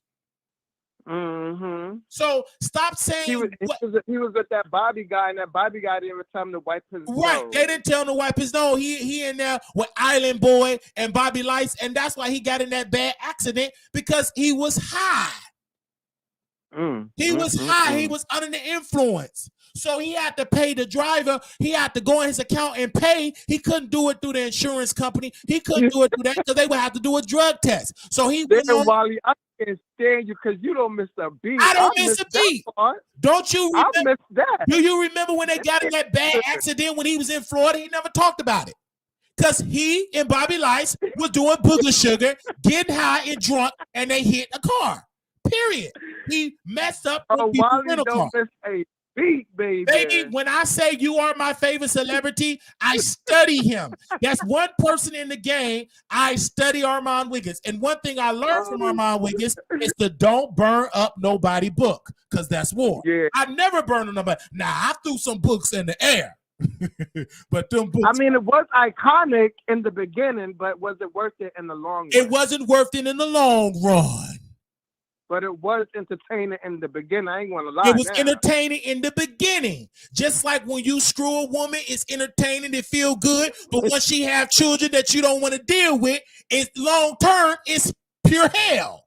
But yes, in the beginning, it felt good. The fire, her yoni, it was good. It tastes good. I came, it felt good. But when she get pregnant, I don't want to be with this woman no more. She's trash. But that one decision that you made because you wanted some type of pleasure and prove your point, now you got to deal with a consequence and deal with that consequence for the rest of your life. So that's what Armon Wiggins, he made a emotional and erratic decision and is following him back in 2024. Of course, I knew he regretted it, but he did it privately. When he called me from Paris, he said, I regret doing it. And he should have deleted the video then and apologized and said I was wrong. But he kept digging at Jason. But if you know anything about an old school snake that know his way in Hollywood, you know, he knew how to play Armon behind the scenes. He can't see Jason Lee coming. Just like when they took the Instagram back, he said somebody deliberately did it. That somebody is that man on this flyer that's running for District 6 in Stockton, California, the one and only Jason Lee, the one that said change you can count on. The one, and he is Jason Lee, and he approved this message. And he approved this message. That was iconic when you said that about. You better say it. I'm talking about the Jason Lee that got that Jerry Carroll male wig unit on his head. That ain't nothing but a wig unit. He ain't got no real hair like that. So my thing is, Armon Wiggins can't see this man coming. He can't see it coming because while he's going, and then he's distracted on YouTube. The brother, see, this is the thing I got to say about my favorite celebrity. He used to be happy doing YouTube. But sometimes when you get the money, the drive and the happiness go away. Yeah, that's fact. You're chasing the wealth and the low. Now, when he was low budget, wearing them nasty, dirty T-shirts, working at AT&T, working in front of racist white folks and they filthy iPhones, have to be called the N-word when his boyfriend car broke down. The white racist manager didn't let him go pick up his boyfriend. When he was doing that, he was happy because it was a drive. Now that you became successful, his drive went away. He want to change, even though he haven't even done celebrity gossip that long. It ain't been 20 years. He been doing it for 6 years, and he tired of talking about celebrities. Do you know what he really want to talk about? Spirituality, tarot cards. But that ain't. not where the money is. That's not where the money is at. So that's why that brother, he don't want to do celebrity guys. He don't want to talk about female rappers. He want to be able to read cards and burn incense. You said what? But why did he get threatened in the back end? Why all of a sudden? I think that his true thing is spirituality. It's just because if you anytime somebody taking a class, because y'all don't know about the favorite celebrity. Can I talk about my favorite celebrity for a second? Anytime you're taking a class, spending hundreds of dollars, taking a Zoom class with witches and warlords, that's where your passion is. He's not taking a class on how to do celebrity gossip. He know how to do that. This man is taking classes on how to put a spell on a person, how to read and tarot cards. When that white woman exposed Casey and Diddy, and all what she said came to pass, he said, I'm so happy for this white woman. I wish, a quote, I wish she taught classes. Oh, sure. End quote. End quote. He said it. Wow. So when you don't see Armon Wiggins, he's in his house with his notebooks saying how to be a witch like Harry Potter. How to read tarot cards. If that's and he no longer want to do celebrity gossip, why don't he just pass the baton to the Wiley Show? I don't understand that. And then when he go on that backup channel, it's low views. And when he bring it to his main channel, it is low view. It hurts his ego because he talked in the music. Let's talk about the music back on last year, right? He did the music last year. And it hurt his ego because he couldn't even crack 10,000, 100,000 streams. Because that's where your real support comes. Yes, you get the people when you're dragging Nicki and Cardi. But when you try to see, I'm not the one wasting my time and I don't care. That's where your real support lies. Not when you dragging Remy Ma and Cardi and Nicki. Because everybody like a clown that's talking about celebrity rapper. But when you sing down, deposit your check. Ooh, you think it like me. I think it. No, the first song that you sung that's still one of my favorites. I'm not the one. It's a great song. It's his audience didn't give a damn about it because we don't want to hear yo singing when you talk fast or talking on a good note. We want to see you dragging black women. Hello. And he had to eat that. And when he was doing Station Head, he tried to change Station Head. He went on Station Head, and he no longer tried to drag bloggers. He didn't want to drag Wiley no more. Because people it validated what I was saying on YouTube. So what he tried to do was talk about his life, do tarot reads, eat, chew ice. He didn't get no view. He lost his check on Station Head because Station Head will give you a check as long as you dragging Wiley, long as you dragging Tasha K. They don't want to know about your goals and your future in tarot reading. Go ahead. You have to keep 500. 500 members. You have to keep 500 listeners each episode. He could have reached that and above if he would have kept dragging Wiley. If he'd have kept letting Wiley come in the chat, That's one thing about Milagro. Is because she always keep her opposition in the chat because that increased revenue. That increased viewership. I was in my bushes earlier today, baby. And it's always messy over there. It's always. And that's why she always allowed me to go. Why haven't she blocked me? Because Wiley is good for business over here. He's going to play the antagonist.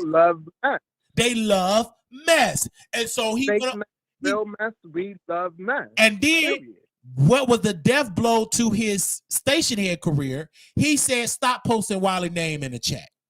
Stop it. And once you told your audience to stop posting these names, the viewers left. They only gonna come if they can't be messy in the chat, they're gonna stop watching. And they stopped. And his career was over. He made an announcement. Oh, well, he did what fucking Aniva did. Station Head want me to work for so many hours and the money ain't changing. The same lie.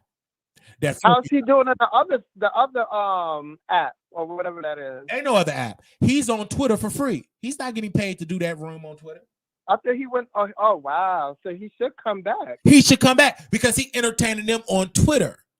And while he's entertaining these people on Twitter, you abandon your people on YouTube. And then that backfired because the Barbs woke up to the okie doke. Barty Gang woke up to the okie doke, and they turned against him. Even Kim Barbie turned against him. And now he's struggling because now he tired of pinning women together because now you got to pretend to be a Nicki fan, but it don't work. You got to promote the underdog. You got to trash Nicki. You don't get as much viewership kissing Nicki Minaj, but you get the viewership when you say she is an old grandma, she needs to retire, and Cardi B is the it girl. Once he start kissing Nicki Minaj's butt, it didn't get the same traction than versus telling that Nicki Minaj need to have several seats. Talk back to me in the chat. Because people don't want to hear you singing people praises. They say that, but they want to hear you drag. They say that. But even myself, I picked it up. I said, let me try this strategy. Let me taste it. Let me get a little taste of it. So I started criticizing Nicki Minaj, and that made my TikTok get 80, 90, 100,000 views. That made my shorts grow. That made me get monetized on Facebook. And the Barb said it when I thank getting monetized and my high views. They said you need to thank Nicki Minaj. They saw the numbers. You thanked her yesterday. And I had to thank her yesterday because that was the whole strategy, and it worked. I trashed that woman. It don't get the same traction when you bow down, make her queen. They make her queen. They want to see a cockeyed, crusty-nosed man drag Nicki Minaj, and they gonna watch it. My highest views is when I'm dragging Nicki Minaj, and they be in the chat doing it, making response videos about me on TikTok. They all in the comments, thousands. And Wiley, I'm gonna jump back in the bushes, but I just want to say you kept your word, and you did say you would bow down to the queen, and you did that late night. Did I do that late last night? Queen. You better know it. You better know it. And I'm glad somebody said you telling the truth, because I have to tell the truth here. And this is when it comes to Nicki Minaj and it comes to Armon Wiggins, right? He and his fans have said it. You need to expand your topics, because one of the criticisms of the Wiley Show is that all you talk about is Armon. And that never was the case, but that was the perception. So what do? We start talking about other things, more people. But I know when I talk about him and he come on the show, it's the highest views. I get it. I'm not stupid here. It's no different when I'm talking about Flame Monroe and she responded, it's the highest engagement. But I'm glad having beef, because beef is good on this type of show, because this is a celebrity gossip beef sector. It keeps the girls watching. Everybody keeps saying, well, other sectors don't do this. That's other sectors, baby. You can't. Even that's a lie, because they do it too. Right. But what I'm saying, even if you go into the sports arena, they're beefing. Everybody is beefing, but they're beefing in their arena. And Flame Monroe numbers is still low. This is a 65-year-old comedian that was sitting on stage with Tiffany Haddish, and she don't still have 100,000 subscribers. This woman been doing comedy when I was in my mama yoni. And she's doing something wrong. She should link up with you. She should have 5 million subscribers. So while she criticizing Wiley and Armon Wiggins, step your cookies up, honey, because you still performing in front of a 20-seat venue. This is for Wiley. This is for when I have my meet and greet. I should be at this type of venue starting out, correct? But baby, if I'm still doing the Wiley Show, if I'm still walking, still be able to see, still in my right mind, at 65, baby, I should be in an arena. I should not still be performing in front of 20 people. You too old to be performing in front of this given open mic night, open mic set. This is something where an up-and-coming stand-up comedian, if I ever want to do stand-up, this is where I need to be performing. This is a set for the Wiley Show. Not for beginners. Right, this is for a beginner. This is for a beginner, a comedian with training wheels. This ain't for a sister that got gray hair and wrinkles all over her body and she performing at this venue. Stop playing with me. I know you can't take this truth, but it's the truth. You is a failure. Do you know you got to be so bad where you got to get a blogger that was sued by Cardi B to open up for you? Why can't you get Monique to open up for you? Why can't you get Miss Pat open up? They ain't got no loud, down, low liar that shipped their son to Africa open up for them. They got established comedians. Because you so desperate, because don't no established comedian want to do a show with you because they don't agree with your lifestyle. Talk back to me.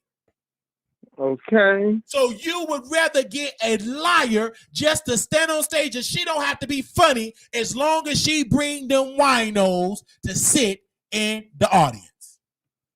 I think they doing a back end there. I think she getting a cut. Of course, who got the bar? Who got the ticket?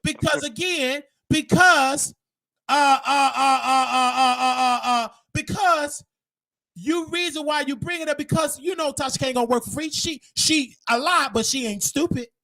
She gets her bag. You ain't traveling for free. That costs money. You ain't taking your staff for crab legs. That costs money.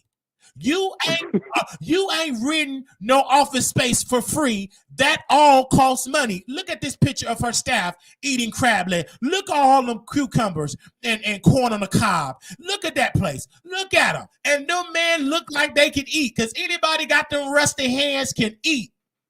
Look at that man jacked up teeth. You know he can eat. Come on, stop playing with me. So she gonna get her money. You know where the show is gonna be? Yes, I know what the show gonna be. And it's gonna be, you guys, it's gonna be at the New York Comedy Club. You a lie? Yes, I'm not a lie. It's gonna be at the New York Comedy Club. Oh wow. The New York Comedy Club. Okay. And that's where it's going to be. It's not a huge venue. She's not performing at I really thought that she was going to be performing at, the Apollo Theater. She's still performing in comedy clubs at 65. You might as well retire. Because somebody said it. Folks ought to leave Wiley alone because he go hard. When they go low, I go low, or I don't play. Because I already know what you're going to say about me. You're going to talk about my eye. He stayed with his granny, his eye. But I got multiple things in my chamber. I'm going to bring up your lifestyle. Because we ain't even going to talk about eyes with fame. She can't even read the chat. Baby, you got to put them letters on steroids for her to see it. Yeah. Baby, you got to put them type of letters when that lady was singing Jesus Can Work It Out, and she said, I went to the door and I saw a letter, big old red letters, said foreclosure. That's the type of letters you got to be, baby. You got to put them type of letters when the bank about to foreclose on your property to her to see that chat. How dare you get to come and talk about Wiley when you can't even read the chat? Yeah. Come on. Getting the highest views when you or whatever someone else dragged Nicki Minaj is crazy, respectfully. But it's the truth. It's crazy, but it's the truth. And that's why we had these conversations. And I love the icon, people that are day one supporters. Y'all see the shift. I believe this year is a great year for the Wiley Show. And we're not even in next month yet. 12 days, we have been hitting y'all with hot shows. I think the formula is better. I think that y'all are loving it. Y'all see the difference between the Chicago production versus the Dallas production. Many people like the Dallas production too. You know what I'm saying? Many people like the Dallas production. And the only reason why I like the Chicago is because when you try to work side gigs, you don't have to worry about getting a car. Dallas, to get to these side gigs, you have to have a car because, baby, they public transit is in 1950. So, but Chicago is so you can get to the city, you can get to the suburbs, you can just travel, and you don't need a car. When you in Dallas, in order to really travel to go to places, baby, you got to get a car. Because if you want to go to Frisco, you need a car. They don't have public transit in Frisco. So that's why I like Chicago market, is because if you don't have a car, you still can maneuver. And I like Chicago because, number one, I like the people. I got better connection. You just saw one of my friends, his boyfriend was sleeping. I do apologize for his boyfriend snoring in the back. But I have connections in Chicago. Bernie Mac's daughter in Chicago. So, I mean, it's so many connections in Chicago. So why would I want to stop going at my home base that I got home court advantage where I can have better opportunities there? And the reason why this entire set would have been in Chicago, but because I signed a 14-month lease, I did not know that my grandmother wasn't going to walk anymore.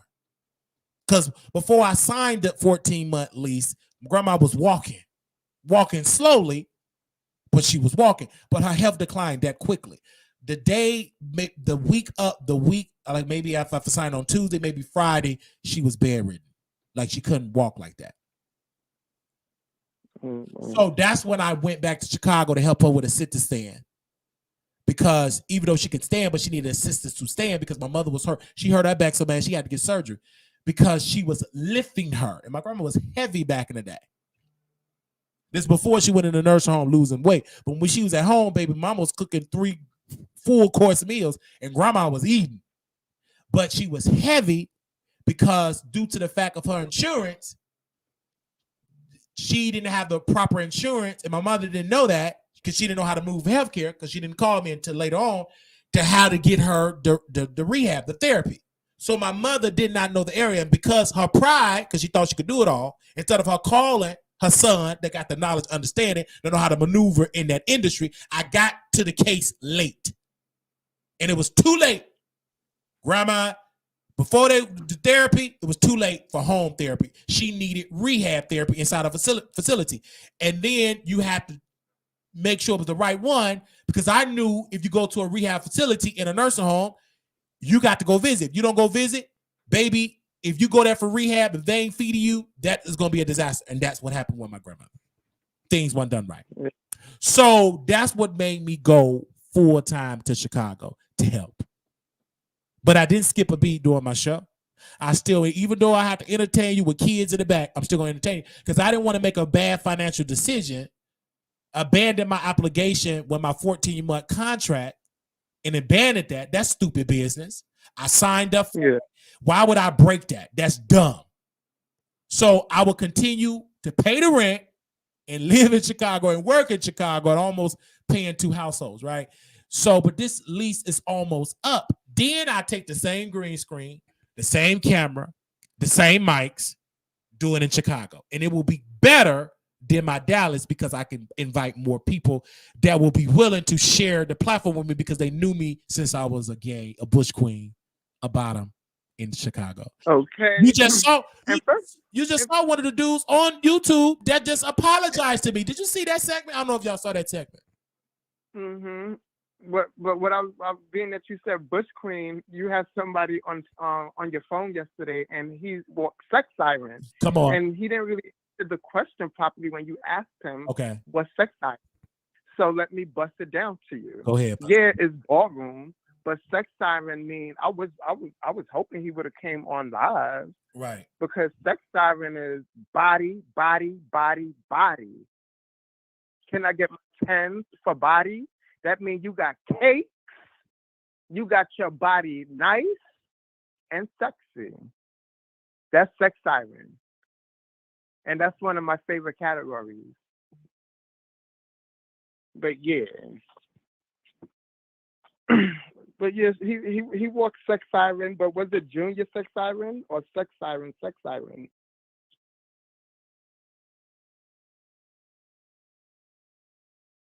Is he a beginner? So, I think at that time he was a beginner because this was back when we was like 2021, 1920.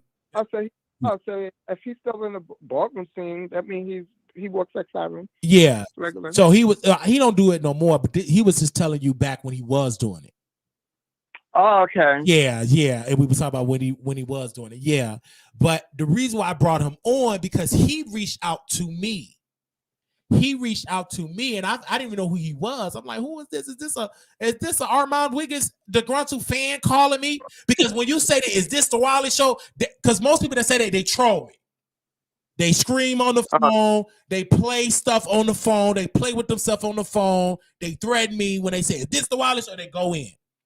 So I hung up, and he kept calling. I'm like, "Who is this? Keep calling me on my Chicago number. Who is this? Is this a blow rat or flame rat?" So he eventually hit me up on Instagram, said, "This is Trey Boy." I said, "Oh my gosh, I know exactly who you are." And he said, "Well, I'm about to do a podcast," and he knew because he said I inquired. And they said, "You know Wiley?" He's like, "Yeah, blah, blah, blah. You know Wiley, blah, blah. He can help you." So I told him, I said, "The best help I can give you if you come on the show and we do a segment about my past in Chicago." And that's a gateway, but you got to be entertaining, you know. Exactly. And you do that, you get to follow it. You get a head start. So he came on the broadcast last night. Now, I didn't know his boyfriend was asleep and he snored. His boyfriend snores loud because he gets it in. So, but anyway, he did apologize to me and said, "You know, Wiley, I apologize to you for talking about your eye when I was overall father of the Kardashian, Midwest father of the Kardashian family." The family scene was an extension of the ballroom scene. And it was very heavy in Chicago, very, very heavy in Chicago. This before the family scene got a part of the Kiki scene and the ballroom scene. This before all of that. We created our own scene, and we call it the family scene. This before anybody in the family scene wanted to be really heavy in the ballroom scene, even though some were, but everybody was heavily in the family scene, right? So it was dope. I enjoyed it, but they were very mean and nasty to me, and they did not accept me. And so what did I do? I created my own. I just said Wiley. I had my own government name, Wiley, the Wiley Show. Hey, Wiley.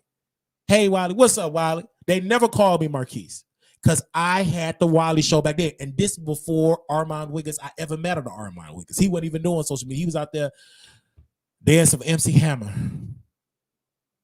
Okay. At McDonald's, not getting a Sprite from his stepdaddy or stepmama. So I was doing my show then. I wasn't as consistent, but I had an idea I wanted to do. I was doing it for fun. It wasn't for no check. It wasn't for to be a superstar. It was that I was doing a platform for gays. I would do a top 10 LGBT artists, the Freaky Boys, Fly Young Red. So I was doing this thing. I actually interviewed Fly Young Red on my show. Me and him fell out on my radio show. He called me and Armon Wiggins put that man on a three-way. Y'all remember Fly Young Red, the one that released the song Throw That Boy P-Word? You remember him? So this was before Lil Nas X. So I did it. I said that you're messing up your opportunity. You allow your friend, you spending all this money. You need to do a follow-up to Throw That Boy P-Word because the people are going to move on. My prediction came to pass. I said he was trash. You a has-been. He called, and then I wrote an article about Fly Young Red, and I knew he was from Houston. He lived in Houston. So I got on Jack. Let me give you a marketing strategy how I grew. I sent the article to everybody in the Houston area on Jack. Once you do that, if it's a gay blog, it's going to spread like wildfire. Fly Young Red called Armon because they were friends. They were close friends. Armon called me. He said, "Girl, let me mediate the situation." I said, "Okay. Don't talk about me no more." Blah, blah, blah, blah. I said, "I'm going to continue to talk about you, you low budget bottom, on my show.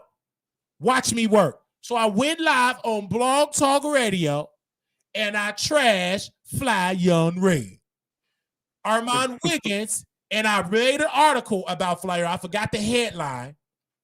I said, "Fly Young Red have failed the community. He has flopped." Something like that. And I said he showed up to BET with a dingy shirt. He showed up to BET dirty. He showed up really filthy at BET. So Armon called, and then blah, blah, blah. Then Fly Young Red called into the show. "Don't talk about me. Act like I don't exist. Don't play my music. You the problem." Oh, because Fly Young Red was talking about LGBT artists, talking about step your cookies up. I ain't got to beg no DJ to play my music. I ain't got to beg people to book me. Y'all ain't work hard enough. Then I start criticizing him, saying you need to stand up for, because I was saying at that time, rest in peace, Kurt Myers. I said Kurt Myers don't support the gay community because during that time, he booked Trina to perform on Gay Pride. Yeah. And I said, why are y'all booking a woman to perform in front of the gays, she's not gay. She is straight. When we have gay artists out here. And we have gay artists out there, and she got a gay husband, Bobby Light. So I went hard on my blog. So Kurt Myers and his team summons me to a meeting. Said, come to my office. Kurt Myers, may he rest in peace, he didn't show up. But PJ Morton, the guy in Dallas, is not the artist singer, because the artist singer thought I was talking about him. No, it's a guy named PJ Morton in Dallas, Texas. He was representing Dallas Southern Pride. So I kept saying that y'all need to book gay artists like the Freaky Boy. How do you know we did not reach out to the Freaky Boy? Now, first of all, the office was hot as fuck. How do you know we not booked out to the Freaky Boys? I said, you need to be booking Bobby Light. How do you know we did not book Bobby Lights? Let me tell you something. This is not Chicago. Because I kept saying, I'm from Chicago. Y'all need to book gay artists. Y'all outdated. This is not Chicago. You don't know how we do business in Dallas, Texas. I said, yes, y'all do business backwards in Dallas, Texas. Y'all the only state at that time celebrate Juneteenth that the slaves got the information late. Y'all been backwards since then. So I was going hard. So the next day, they made an announcement and said, we're booking Bobby Lights and adding Bobby Lights to that lineup because they booked Tank and Trina, and they added Bobby Lights. That was because of my hard work. Even though Bobby Lights act like I was trying to be like Armon Wiggins, but before he was doing the Coco with Armon Wiggins, I was standing up for Bobby Lights. Mm-hmm. And he needs to put some respect. And he needs to put some respect. That's how you got the booking. That's how you got on the club. That's how you was able to perform them songs that didn't nobody know. And still don't know. And still don't know. And I stood in the gap, and Kurt was mad at me. Everybody in Dallas was mad because I went for the heavy hitters. Because I said, in order for me to get a name in Dallas, I got to go for the people that's on top. Okay, King is one of the top leading gays here. I'm going after him. I said, Kurt Myers don't care about the community. He failed to book gay artists. And I went heavy on him. Now, at that time, I didn't have a team, so I had a roommate at the time. He the one that edited the blog post. I had a roommate that I met off of Twitter that we were screwing. The brother was an amazing writer, an amazing singer, had an amazing body and everything. He edited the post, and I put it on my Facebook page, and it went viral. And Kurt was pissed. Like, who is this Wiley? And even though me and Kurt made up before he died, because I started getting tested at Abounding Prosperity, and I met Armon Wiggins' best friend, the Twink God. This before he had an allegation of sleeping in R and an underage boy, and he changed his name from the Twink God to Jonathan or to James, or so he changed his name because he used to be called the Twink God. So a black twink put in allegations and said he put something in his drink and R-worded him, and the man changed his name. And that was Armon Wiggins' best friend. Let's talk about it. Come on, somebody. Still best friends to this day? Huh? Is he still best friends to this day? They still cool. I don't know if they best friend, but they were cool because he knew Armon Wiggins. He said, yeah, man, you know Armon Wiggins. You know, he knew you too. I said, no, I don't know it's your friend. I only went to About in Prosperity because he knew Armon Wiggins, and he was good looking. He was a twin guy. He was attractive. I knew he didn't want me. I was older. I wasn't his type. I wasn't 15 or 16 because that's what the word on the curve is. He liked him young. But he had an allegation. That brother got on Twitter and said the twin God put something in my drink and R-worded me. And it went viral in Dallas, and it came back to me, and I was trying to do an interview with him, and he refused because he called Armon Wiggins. Armon Wiggins said, don't go on Wiley Show. So I said, oh, cool. I'm still talk about it. You see, Armon Wiggins been trying to blackball me for years. This is why I'm on this neck. Y'all just don't know what goes on behind the scenes, baby. Just behind the scene on the back end. You don't know what goes on the back end. It's a reason why I'm on his neck. I'm just not on his neck just to be on his neck. There's a reason. So, but wait. But he's doing the same thing that he claimed T.S. Madison and all them girls doing to him. You better say it. He does the same. I mean, what? He does the same thing. And that brother, he had the allegation, and I would go get tested at About in Prosperity. And I got tested there. And then Kurt Myers, he upgraded About in Prosperity. He had another place in South Dallas. Now, mind you, I'm coming from an hour away to get to South Dallas. I don't even live in South Dallas. So I'm driving all the way, and baby, that's the hood. But that hood is way upgrade than Chicago hood. But anyway, I'm in South Dallas, and Kirk comes out of the office, and he met me. He said, "You know what, Wiley? I'm dating a man with bipolar. Y'all are creative, brother. Thank you. I'm a fan of you. Even though you drag me, but I'm a fan. I respect that you created your own show and you want to do it your own way. I respect that you're not trying to be cool with everybody. You have your own identity, but just make sure you take your medication." I said, "Cool, because you bipolar people, y'all can go there." And I embraced him the hug. And then I went to Kurt Meyer's office, and he said, "I heard that you got a big pain." He said that in his office because I wanted to be media in the show and go with T.S. Madison. When she booked T.S. Madison, Armon and them, I mean, I wanted to be media due to the fact that Armon and T.S. Madison and them, they didn't want me to be media. And Kurt Meyer said, "I heard you got a big ping." I heard that's what the girls said. Because, girls going to talk. I was screwing people in doubt. They're going to tell him he the king. All the mess. So anyway, he said, "I don't mind you coming being media, but T.S. Madison don't want you around. So we're going, or Armon Wiggins don't want you around." It was like, so are you in T.S. Madison contract? I'm in the contract, baby. I'm in the contract. She said she don't want you to come, but you can't even get VIP. She don't even want you to the VIP section, but you can cover the regular. I said I respectfully decline. If I'm a very important person. I'm the only person in Dallas that's a blogger that's waking it up for this struggling market and this backward market. If I can't come in the VIP, I don't want to come. And first of all, and I stood up and I looked at his team. I said, T.S. Madison is not funny. You could come out better booking Cookie Tookie. At least she's entertaining. Though she's a crackhead, but she's more entertaining than that clown that you bring in. And so little old Wiley made it to T.S. Madison. Yes. Contract. That made it to contract. See, this is why these people don't discuss me. Like, even they know who I am. T.S. Madison, when I catfished her makeup artist, because I didn't know that man was her makeup. I didn't know her man. I believe his name was Nate. I forgot the man now. I believe but that was T.S. Madison makeup artist at the time. Dang, I don't know the man. I think his name was Nate. I can't remember. Jonathan Nate, because they got these similar names. Anyway, I catfished him. He go to YouTube. See, this is the thing. He went to YouTube. I can tell my business. Hello. He went to YouTube, said that he came to my door. He came in the apartment, went in the back room, and the person that was attractive, which was my cousin picture I used, wasn't there. That's a lie. What happened was, let me correct the record in 2024. I did catfish him. This is the story. I used my cousin that's on drugs right now. He wasn't on drugs then. I used his picture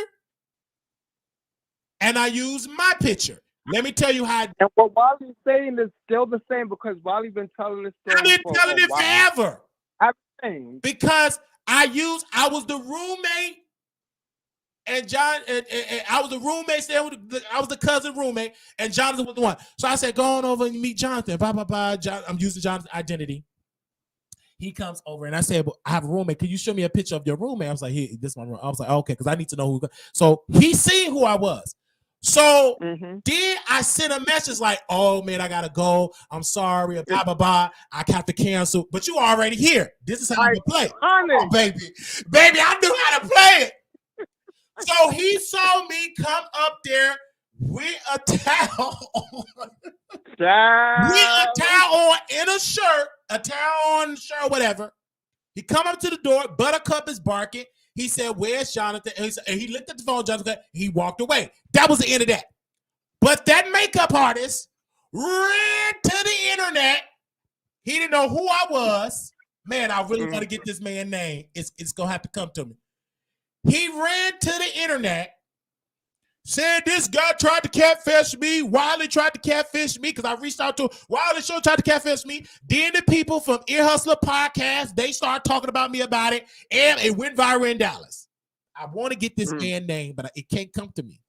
It's going to come to you. It's going to come to me. So he said that I was on the show with Taj TV, Taj TV. You could see him on TikTok. I remember him. He's no longer on YouTube. Right. He's on TikTok doing very well. He interviewed the guy, interviewed the guy about the situation. He was mad. I interviewed and I said, you a flop makeup artist, flop, trashing him. And I knew I was going to win. I'm losing the battle because the girls is gagging him. But I said, strategically, I'm going to get you back. I'm going to let you have your moment, girl, but I'm going to get you back.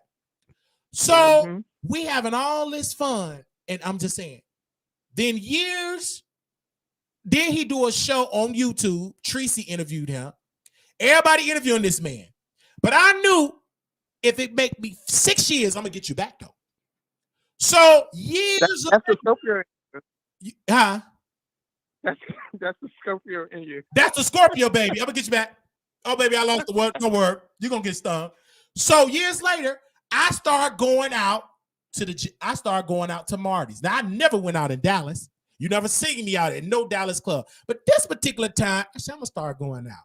But you forgetting something you recording live on Stationhead. I know that, but we get into that. So I go to Marty's, me and Theo. Theo forgets his phone in the Uber, so he outside. He always forgetting something. He's a very forgetful person. He's outside. I'm getting my Red Bull and my Hennessy. I see a beautiful woman in a wig. I'm like, man, they got a beautiful woman at Marty's? Like, dang, okay. Didn't think nothing to it. Drinking, dancing, talking to the chasing Dallas people, kissing their butt. Because if you trying to get interviewed with the gays, you got to kiss their butt and stroke their ego. I'm talking to Robert. Oh, you so the best. I'm talking to all these people. And I leave Marty's. We get in an Uber. We go home. Choo. I go into Jack. Boop. Doo-doo-doo-doo. That person, T.S. Madison, makeup artist. Why did you, this is what that person said on Jack. Why did you catfish me? I said, why are we still talking about this happened like this? Just tell me why. Well, because you're attractive and I knew you didn't want to sleep with me because I had a cock eye. So, you know what I'm saying? I knew if you saw my personality, maybe you would have gave me the yams. She kept talking. Oh, okay, whatever. I saw you in Marty. You look pretty nice. I saw you in Marty or whatever. I'm like, oh, you was in Marty? I didn't see you in Marty. Yeah, I was the one that taught you with the wig on. I said, that was you? Like, dang, you look kind of nice. So we still talking. And I'm like, he's still sending me messages. I'm like, okay. This before the ice storm. I said, let me come over. No, come over for what? What do you want to come over for, Wiley? When you keep doing that, no, let me just come on, let's chill, let's talk, and let me apologize to, you know, what happened. We could just talk in person, blah, blah, blah, blah, blah, blah. And eventually he sent his information, but you ain't gonna come. You lying. You ain't gonna show up. So I get in my two-door car before the snowstorm. It was the middle of the night. This is after Marty's. And I drive to his apartment. Go in. Guess who answered the door? He answered the door butt naked. This is TS. But I knew these queens like to lie on the internet and pretend like I'm a low-budget catfisher. Don't nobody screw Wiley. I needed evidence to prove my point. Because I only had a 99.9% success rate of catfishing people. So I need 100% because 99.5 won't do. So this time I threw everything and I'm streaming it on Stationhead. Streaming it. Licking everything. And he knew I was recording it. He liked the clout. People would do desperate things for clout. He knew I was recording. He knew it. He didn't care because he was horny. And I was horny. So, but I'm going to make you remember this moment. Lick every inch, kiss every inch, and I went inside him. It was the best ever. And I spent the night at his house, woke up, and it was about to be the ice stuff and the storm about to come. And I went to Walmart to get some groceries. Oh, before that, after we got through screwing, I'm gonna put my interview hat because this is when you're gonna do pillow talk. Before we get into round 2 and 3. And he started spilling tea and saying, yeah, I'm kind of over it. Because T.S. Madison, you know, T.S. Madison reached out to me. She wants to do an interview and expose you. And Armon Wiggins, he reached out to me too. I said, what? These people that sit on the internet that say they don't like the Wiley Show, these same people that say I'm the cockeyed demon, I'm the cockeyed snake, I'm a psycho, I'm this and that, they ain't crying about Brother Wiley. He's on the back end. On the back end. Because they wanted to use that situation to try to embarrass me, but it wasn't going to work. They tried to team up on the Wiley They tried to team up. But now when we slept together and I told the world, Armon and T.S. Madison reached out to him, and now he don't want to answer his phone no more. When he see me and Marty, he turned the other way. Back down. He back down. Yeah, he back down. But ain't nothing you can say now. But go and run and talk about, oh, he catfished when we didn't sleep together. Go and run and tell that lie. Now you got about 50,000 witnesses say, bruh, we heard the moaning. You love that Wiley Coyote. How? You love it. Okay. You invited that man to your house. And they called him and said, Wiley talking about you. It was too late. He was shocked because he thought I didn't get no traction because this is what T.S. Madison told him and Armon told him. Don't nobody view Wiley. He's a nobody. Obviously, that's a lie because... Oh, he probably thought he had one person or two person listening. Yes. I don't care if that was that back in the day. Wiley grew. I grew. Time. I grew. I have a name. And so now he did that and now he did. And so he still from time to time see me on Jack. He still be watching my Jack page. And eventually he gonna see me out. He gonna do it again because it was great. He said, you are really good in bed. He said in the pillow talk, you don't even have to catfish. You look good. And you good in bed. He said that out of his mouth. All the people that I catfish say you don't have to do it. But they say that once the pleasure and stuff like, no, I did have to do it because I knew you didn't like the eye. But you seen the true identity. Everybody that I catfish, I'm going to use Jonathan's picture and I'm going to use my picture as the roommate. And this is the whole thing. That's to make it easy. You come there, you look for Jonathan not there, and then I have about 2 advice, and I text and say, hey, man, I'm not able to come. But you already here. Now you're going to see Wiley personality. This ain't about me putting nothing in your drink. None of that. You got to do none of that. Only thing you got to do is get your good personality and get that good personality. I put that Wiley, the same show you getting, they get a good show, entertaining, laugh, and before you know it, we screw them. Okay. Because my personality, once you sit and listen, you gon' So we had a good time. All of them. Great. And it's still, I still have some friends that been on this show that they ain't gonna never tell you. We have a friendship, and our friendship started when I catfished. Come on. Stop playing with me. So it was so entertaining. And I say that because that's a part of my story. I said the part, they all seen my picture. Yeah, my cousin, he a blogger. Oh, make sure he ain't gonna have no cameras around, blah, blah. They seen it. That's the whole conversation. I always use my cousin picture and I use my picture. I'm the roommate. And I say, well, my roommate gonna let you in because I'm coming from the store. I'm gonna get some drinks, blah, blah, blah, blah, blah. I had it all out, baby. I planned this. So they come in and I say, oh, man, I got caught up into some blah, blah, blah. And see why you here. And then I'm going to drag my cousin. He trash. Baby, he trash. He trash. He ain't know he trash. He would have been that terrible. Yeah, that's weird. I give you the gas. I give you the gas money or whatever. And then before you know it, we do it. Yeah, because when you're the heat of the moment, you want the pain. And the heat of the moment, you want it. And these people that was on it was, yes, they want it. So, because what I have, because, baby, when I walk around that apartment with my underwear, baby, you see this, you ain't see me in person. And the gay, it don't take much for the gays to get it in. Come on now. These are men. No, baby, you blow harder. You blow. They ready. So well, I'm a size. There's no shade. So right. So that's what happened. That's what the entire story was. But I had to bring up this thing with the T.S. Madison makeup artist is because Armon Wiggins was in his ear in T.S. Madison.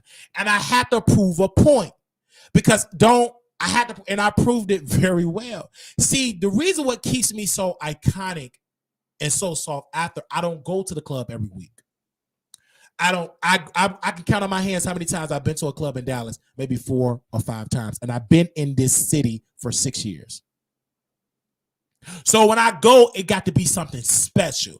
And the only reason I went to the Heroes Lounge twice because my viewer came from another city, another state, and she introduced me to the Heroes Lounge. because her homegirls knew about Heroes Lounge. And so that one made me go to Heroes Lounge. And then Theo's sister introduced me to Sue Ellen's because we were tired of Marty's. That's a low budget, hole in the wall, dusty. It's old. It's empty. And then DJ Rude Boy, which been in my home. All right, catch that T.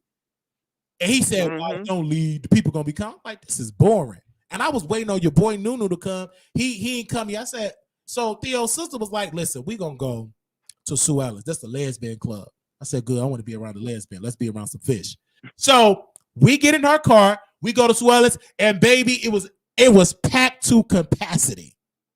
Packed to capacity. Not only lesbian, gay, straight, thugs. It was lit. I've never been in a club that packed since my Chicago days. I've seen it. But it was packed and fun.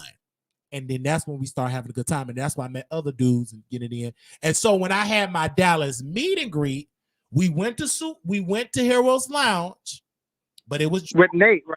Yes. We brought Nate in the Heroes Lounge. And older people, Heroes Lounge is a straight club, older, which I like because I had fun, but it take them a while to get their battery charged up. So they ain't really hitting the dance floor until about 10:30, 11, 12. It take a while for them to get their battery up. The young folks don't take that much. So they was bored and they said, let's go to Sue Ellen's because Nate is not straight. He's not bi. So he got to be in something gay. So we all went with Nate people and they didn't go. And we all went, Theo's sister, Nate, and myself, and some other people, I think. We all went to Sue Ellen's. I think Aaliyah went there too. We all went to Sue Ellen's and it was popping.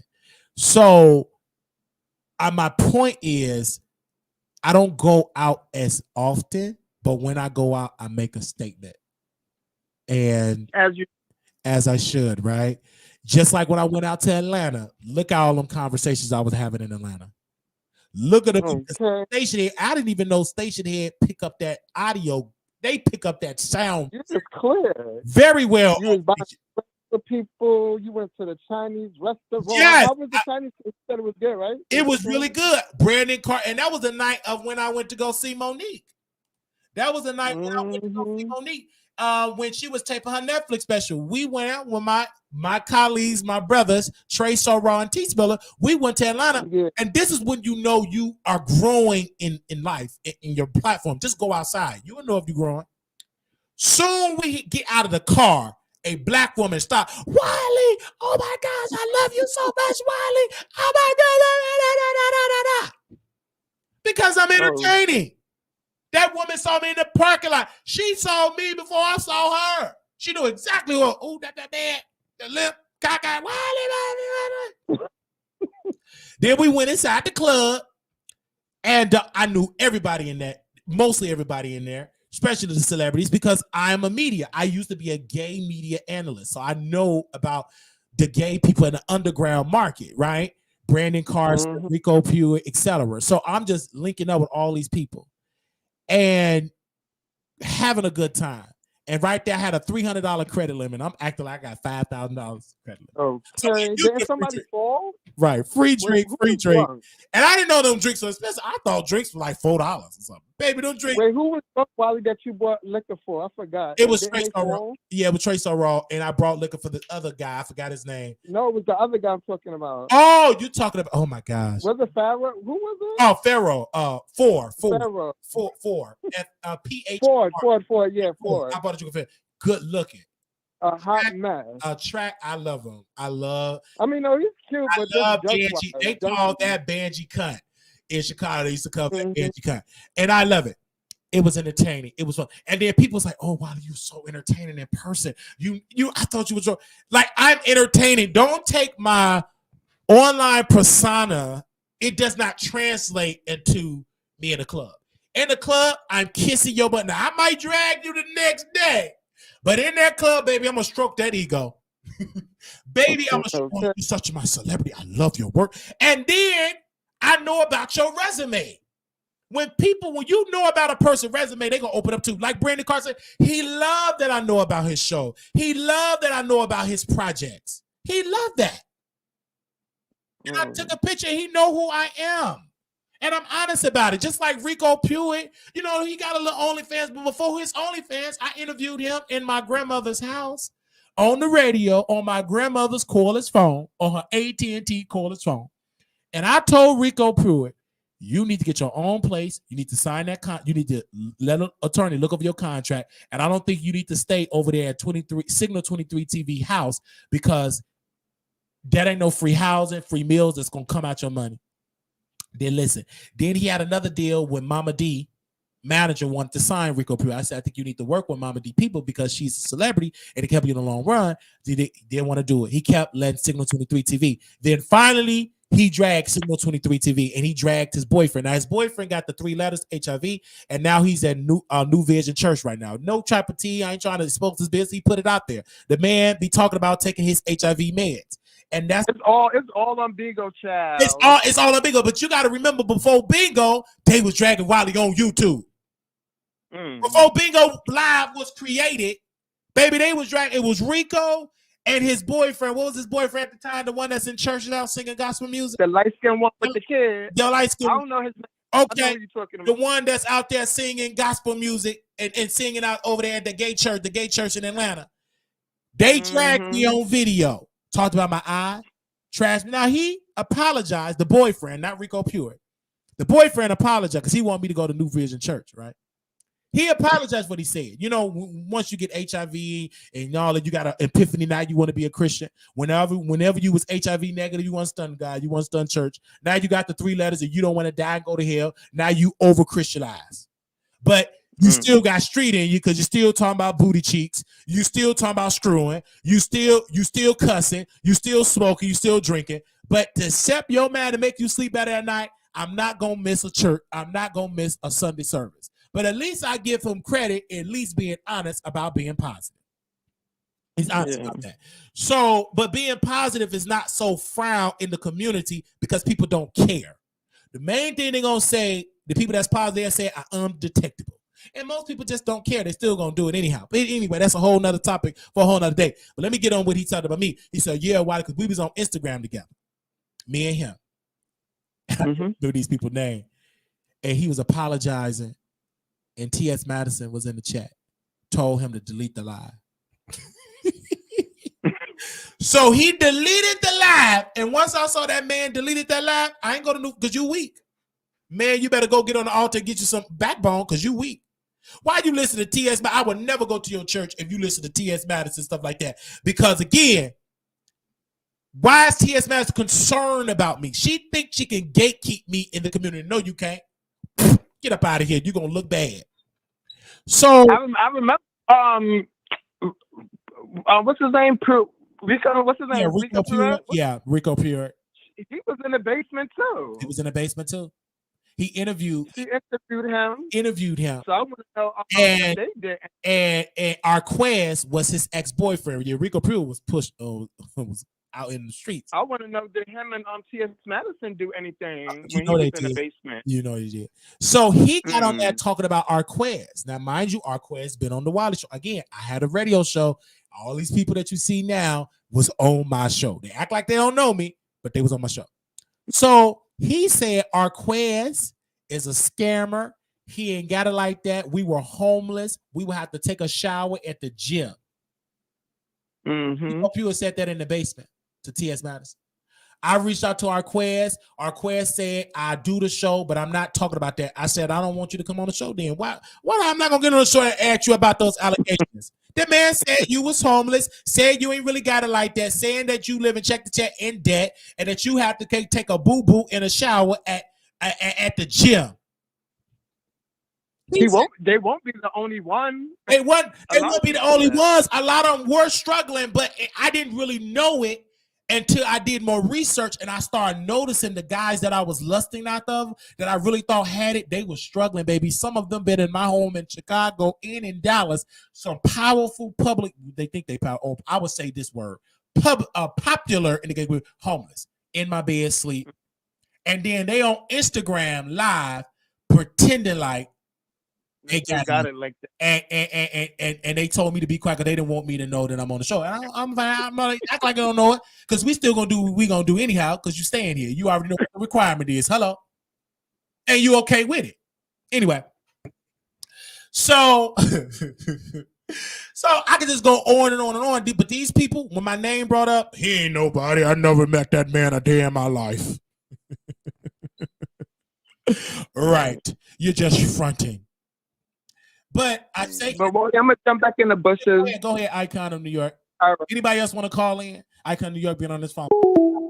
They said, oh, okay, from somebody's friend, that's different. Okay, if you did, it's in the basement, wild, acting like they don't got it like that. Yeah, most of them did not have it like that. I was shocked. I was like, whoo. And then I noticed that people in Chasing Dallas didn't have no money. They were broke. Chasing Atlanta were broke and didn't have their own place. So Reese G actually begged me to live with me or have one of his cast members live with me because I had an empty room and they didn't have no money. He said, I pay you their share of the rent.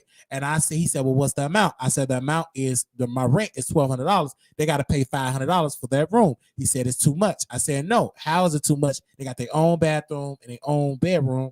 Do you want that room? It's going to be $500. He didn't want to do it because he didn't have it like that. Right. So I remember these people and I still do it. This is why I talk about them. And it's okay. And I will never stop talking about them. All right. Thank you all. Anybody else want to call in? 972-674-9462. Uppity said, LOL, at least you honest. Okay, I have to be honest, baby. This is what I do. I'm honest. You know what you're going to get. You know the requirements if you want to live with me. You know the requirements. I tell you day one. I tell you what the requirements are. Either you accept it or go somewhere else. I'm going to give you the requirements. You know who I am. You know how I move. You know how I operate. I'm just... You know, if you want to come live with me, either you pay rent or you pay in another way. You ain't going to do those type of things. Don't ask me. Go somewhere else. I'm not going to take care of no man unless I'm getting something out the deal. If I ain't getting nothing, you can't come here. Tell the truth. And I go on and on and on because I brought somebody to live with me. He wanted to live with me. He got kicked out of a place. And he said, well, you know, I'm working, blah, blah, blah. I'm going to pay you some rent. I said, okay, cool.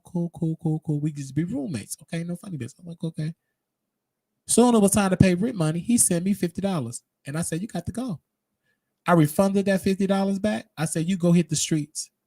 Bye. Here you are working.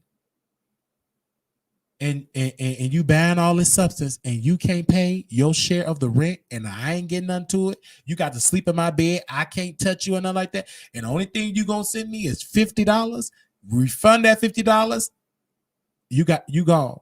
Put that stuff out the door and I'll never seen that person again. Because I don't care how good you look. If you want to stay in people's place, you got to pay. Period. And then he didn't like it. He was dragging my followers, dragging the audience, cussing the audience out. How can you cuss out the audience if you don't got shelter? Because the first thing they're going to say, you staying with Wiley for free. And he didn't like it. That's why I said, stay in the shadows. I've had plenty of people in this house that never want to come on camera, but you do have some of them queens like the camera, like the spotlight. You do all that talking, and them people going to research you. And they say, you ain't got no place. You homeless. There was another man was talking about people, and he didn't like he didn't like it because his front tooth was missing. They started just talking about him, and he ain't been the same since. Because if you can talk about other people, baby, when you come on camera, they're gonna find a flaw about you, and you ain't gonna be able to handle it. He couldn't handle it. That man was so distracted. To this day, he always bring it up. Say, I can't come back on your show. Your people too mean. They too mean. I can't come back on the Wiley Show. He was hurt. Talk about it, Tasha. That man was hurt. He was hurt that y'all talked about his teeth. That man said, you talked about my teeth. He was, I liked them too.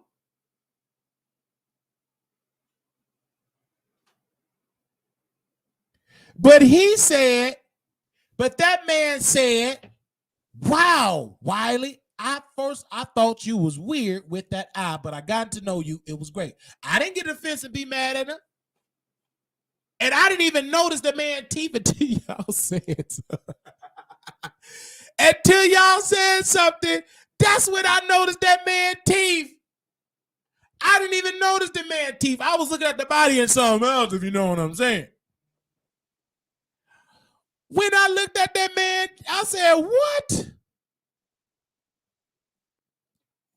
I didn't even notice it. And then I told him, I said, if you come on the show, I'm very popular. He came on, Trey Sorrell, they dragged him. Trey Sorrell and T. Spiller dragged him. Oh, you staying with Wiley? Then they put out a rumor in Atlanta, Trey Sorrell and T. Spiller and them said that this person is staying with Wiley for free.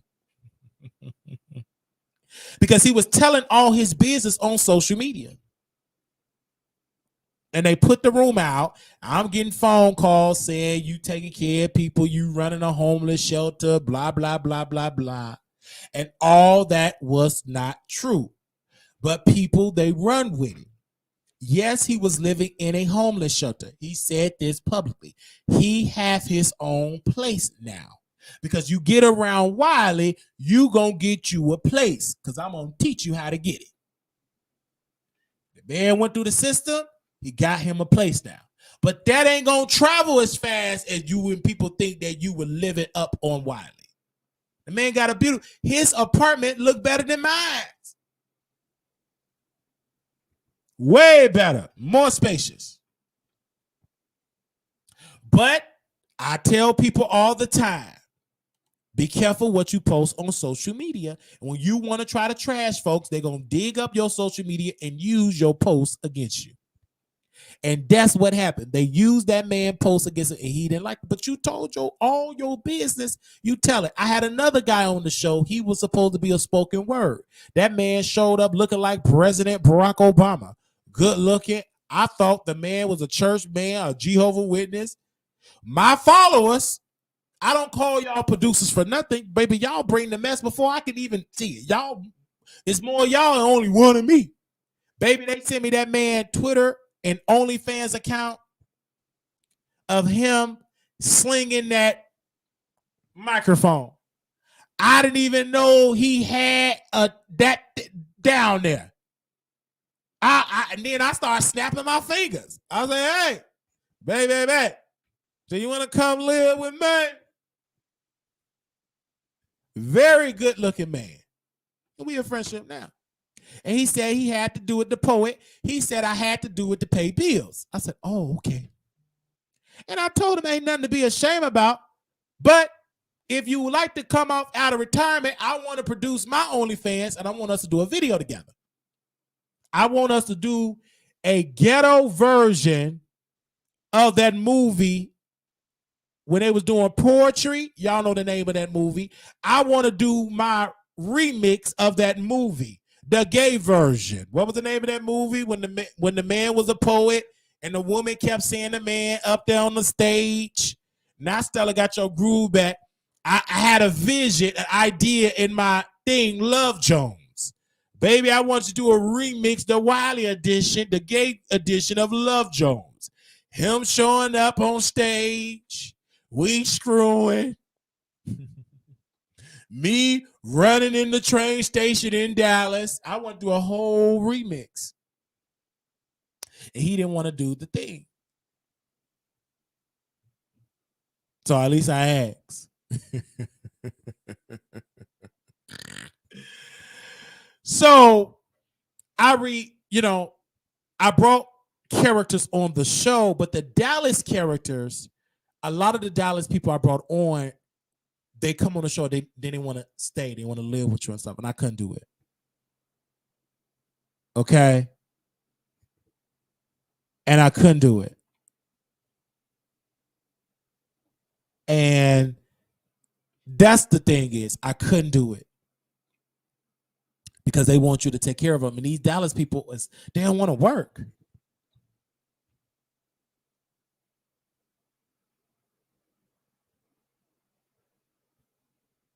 And that's crazy.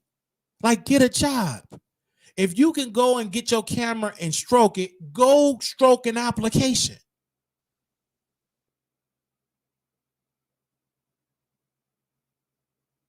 Go get an application. Go out there in the world and get a job. But these people don't want to work. They would rather open up their legs than to get a job. Let's talk about it. You would rather live with somebody, let them cook food, eat up their food, stink up their place before you go get a job, and you can't beat them people posting on Instagram getting all them likes and don't want to work. They call them homosexuals. I've had plenty of them in my home. And they are professional homosexuals. One homosexual left and went to Atlanta. And now he begging me to give him a bus ticket to come back over here. But he didn't gain too much weight. It's a certain type of homosexuals that I like. You gain weight and get jelly rolls, I don't want you. Baby, you got to have body. I have a certain type. It's a certain type of homosexuals I like. But if you start getting fat, I ain't going to want you. I didn't block that person. I told him, you need to hit the gym. Try to sneak in somebody's gym and get you a gym membership. And then check back to me in 6 months when you get a six-pack. Again, what I was originally attracted to. I don't want you gaining all the weight. Nope. Drinking all them protein shakes, getting fat.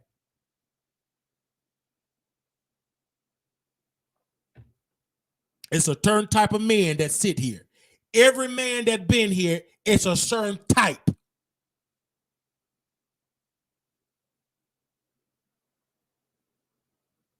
It's a certain type.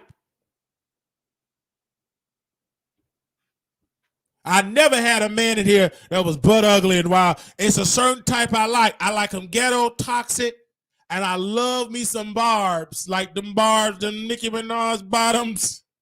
Baby, they my favorite. And one of them, the bar, I kind of miss the Nicki Minaj barb. I kind of miss him. He was adorable, attractive, and he was smart. He just didn't want to pay me no rent. And then, you got to pay rent. Either pay rent or drop draws. If you don't want to drop draws or pay rent, you got to go. Either. These are the rules. If you don't want to do that, you got to go. And then he texts me, I'm going to be going live and dragging you. Go and drag me. You won't win. You will not win. You will lose. I'm going to go on America and drag you. Well, go and drag me. And they're going to be right over here at the Wiley Show. I'm going to be getting clicks and views. Now, while you drag it, you need to be over there, fill out an application, and learn how to pay rent so you can stop getting evicted. Baby, how can you drag me and you can't keep an apartment for 1 month because you don't want to work? It ain't my fault. You keep saying you keep falling on hard time. And I've interviewed plenty homeless men off camera because they never want to talk about them being homeless. They talk about other stuff. Aspiring actor, aspiring poet, aspiring this, aspiring dancer. So, but privately, you will be interviewed. And I ask them questions and they say, well, I was working here. I don't like that type of job, so I quit. See, no, Wiley, I'm not going to be cleaning, but no offense. But you homeless. I never seen a homeless man got standards. Baby, you better wash some dishes and pick cotton. You got to do what you got to do to have a roof over your head. But these type of homeless people, they got standards. It's certain type of jobs they like to watch. It's certain type of job. What? This one homeless dude said, I quit this hotel job. I don't like to be disrespected. He was making $21 an hour, $21.50. They disrespected me, and I quit. But you homeless. Why you quit? Why you quitting jobs and you don't have a roof over your head? I said, if I quit a job, I done already had another job. I got another job already and I'm working and I let the other one go. But I would never quit a job and don't have a plan B. That's dumb and stupid. Then I told one person, and this is a Chicago homeless person. Some of my people met this person. Y'all met him on members only. It was on Zoom when I was at the basketball game. So I brought him. He's not homeless, but he about to be homeless because his family want to get a job. So I'm interviewing him. I said, you want to fill the application here? I don't want to do that. I said, okay. I said, do you have your license? Yes. You paying a note for this car, right? Yes. How much are you paying for this car? Which a car that you can't hardly put no gas in. I'm paying almost $600 a month. I said, well, You should do Uber and Lyft, Uber Eats. I don't want strangers in my car. Excuse me? You don't want strangers in your car?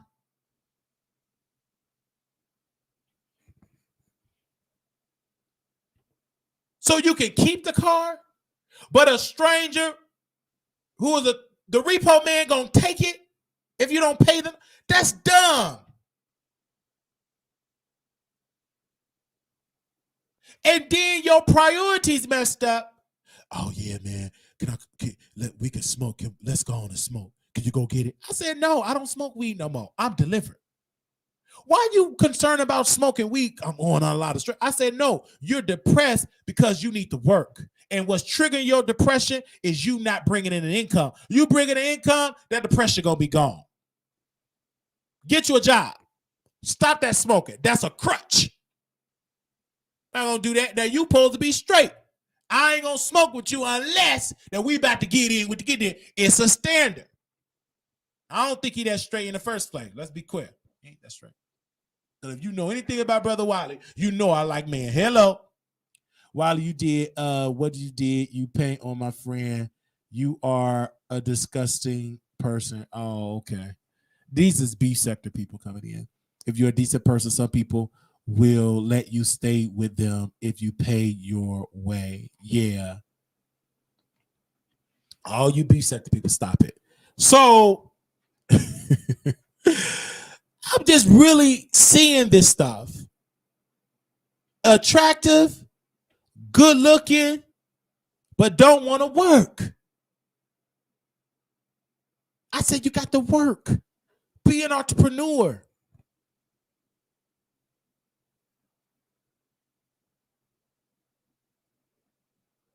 And that's the thing. One thing you can say about Wiley, I'm not too proud to work at Walmart.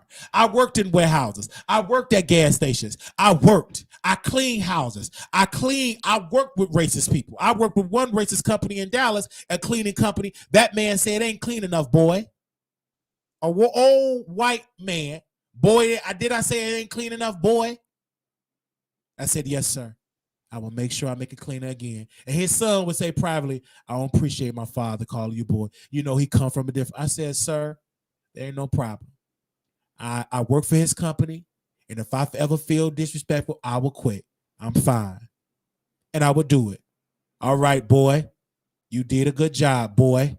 He would always call me boy, never man, and stuff like that. And I would do it. It never bothered me. I had my headphones on, cleaned up, did my job, did my services, did my hours, paid me well, whatever they considered to be well. I never met, when I say paid well, I never missed a check. I never missed a check. It wasn't paid well. I wasn't paid fairly.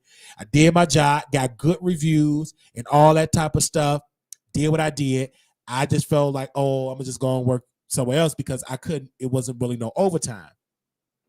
So I said, let me just go on back over where I'm doing until I get some overtime. But yeah, I've worked in places and I did it.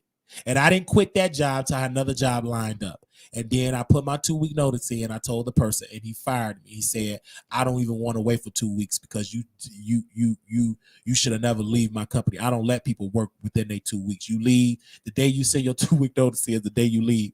And he thought I was gonna get another cleaning company because he said, you got a non-compete clause in your contract that you can't be trying to get cleaning our clients to work with your company. I said, well, I don't have a cleaning company. I'm just letting you know what you signed. I said, yes, sir. And in order to get your last check, you got to get your shirts and your pants and bring back the uniform. So I brought my uniform. No, actually, he picked up. He said, I don't trust you coming to the job. He was just so racist. I'm like, sir, I'm not going to show up and be crazy. He said, well, I'm going to bring it. I'm going to bring your check. I'm going to bring your outfit and meet me in front of the leasing office and bring your uniform. And I'm going to bring you my check. So I brought the uniform and he gave me my check and was gone. I'm like, all right. And just know you signed that non-compete and I will sue you, boy. I said, okay. Thank you, sir. And I moved on.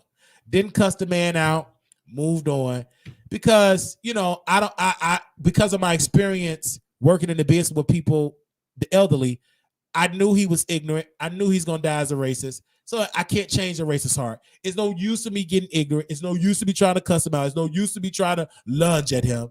Let him have his moment. If you feel that's his moment. He's sick. He's twisted. He's gonna die that way. And listen, okay. And then Black Jesus gonna tell him he ain't making it to the pearly gates. He gonna be in hell. So I moved on and got another job. My point is, always have something lined up before you quit your job. Okay. Always. I always will have that, that mindset. Hello. And don't get me wrong, I love each and every one of y'all because y'all watch me on my journey. Like, we go live because I love going live. I love entertaining my audience. I love being Black. And when I'm entertaining y'all, I keep it real. I keep it real. Because there's no use of me stop doing what I do, and that is to entertain. All right? I love it. And I got to talk about one more thing because I love talking. And since I'm doing a blog, I could just talk for hours and hours and hours. And hours and hours and hours. I love being Black. So being Black, I got to talk to one of my former colleagues, my former panelist member. Got to talk to him. He was arrested. And I want to share this really quickly. Come on, y'all. Like the video. We're still live. So the Real Housewives of Atlanta, y'all know that Cynthia Bailey ex-husband Peter was caught in DUI trouble. He was arrested again for DUI. The reason why I'm not going to judge this man so much, because Michelle A.T.L.N. Brown, my colleague, a very good colleague of mine, she invited me on her show, on Michelle A.T.L.N. Brown show, and I was doing a panel during the pandemic. It was me and Peter and Michelle A.T.L.N. Brown. And we were having a conversation about the pandemic. And I was giving my expertise and whatever I was talking about. And Peter was talking. We was having we was disagreeing. We was having a debate.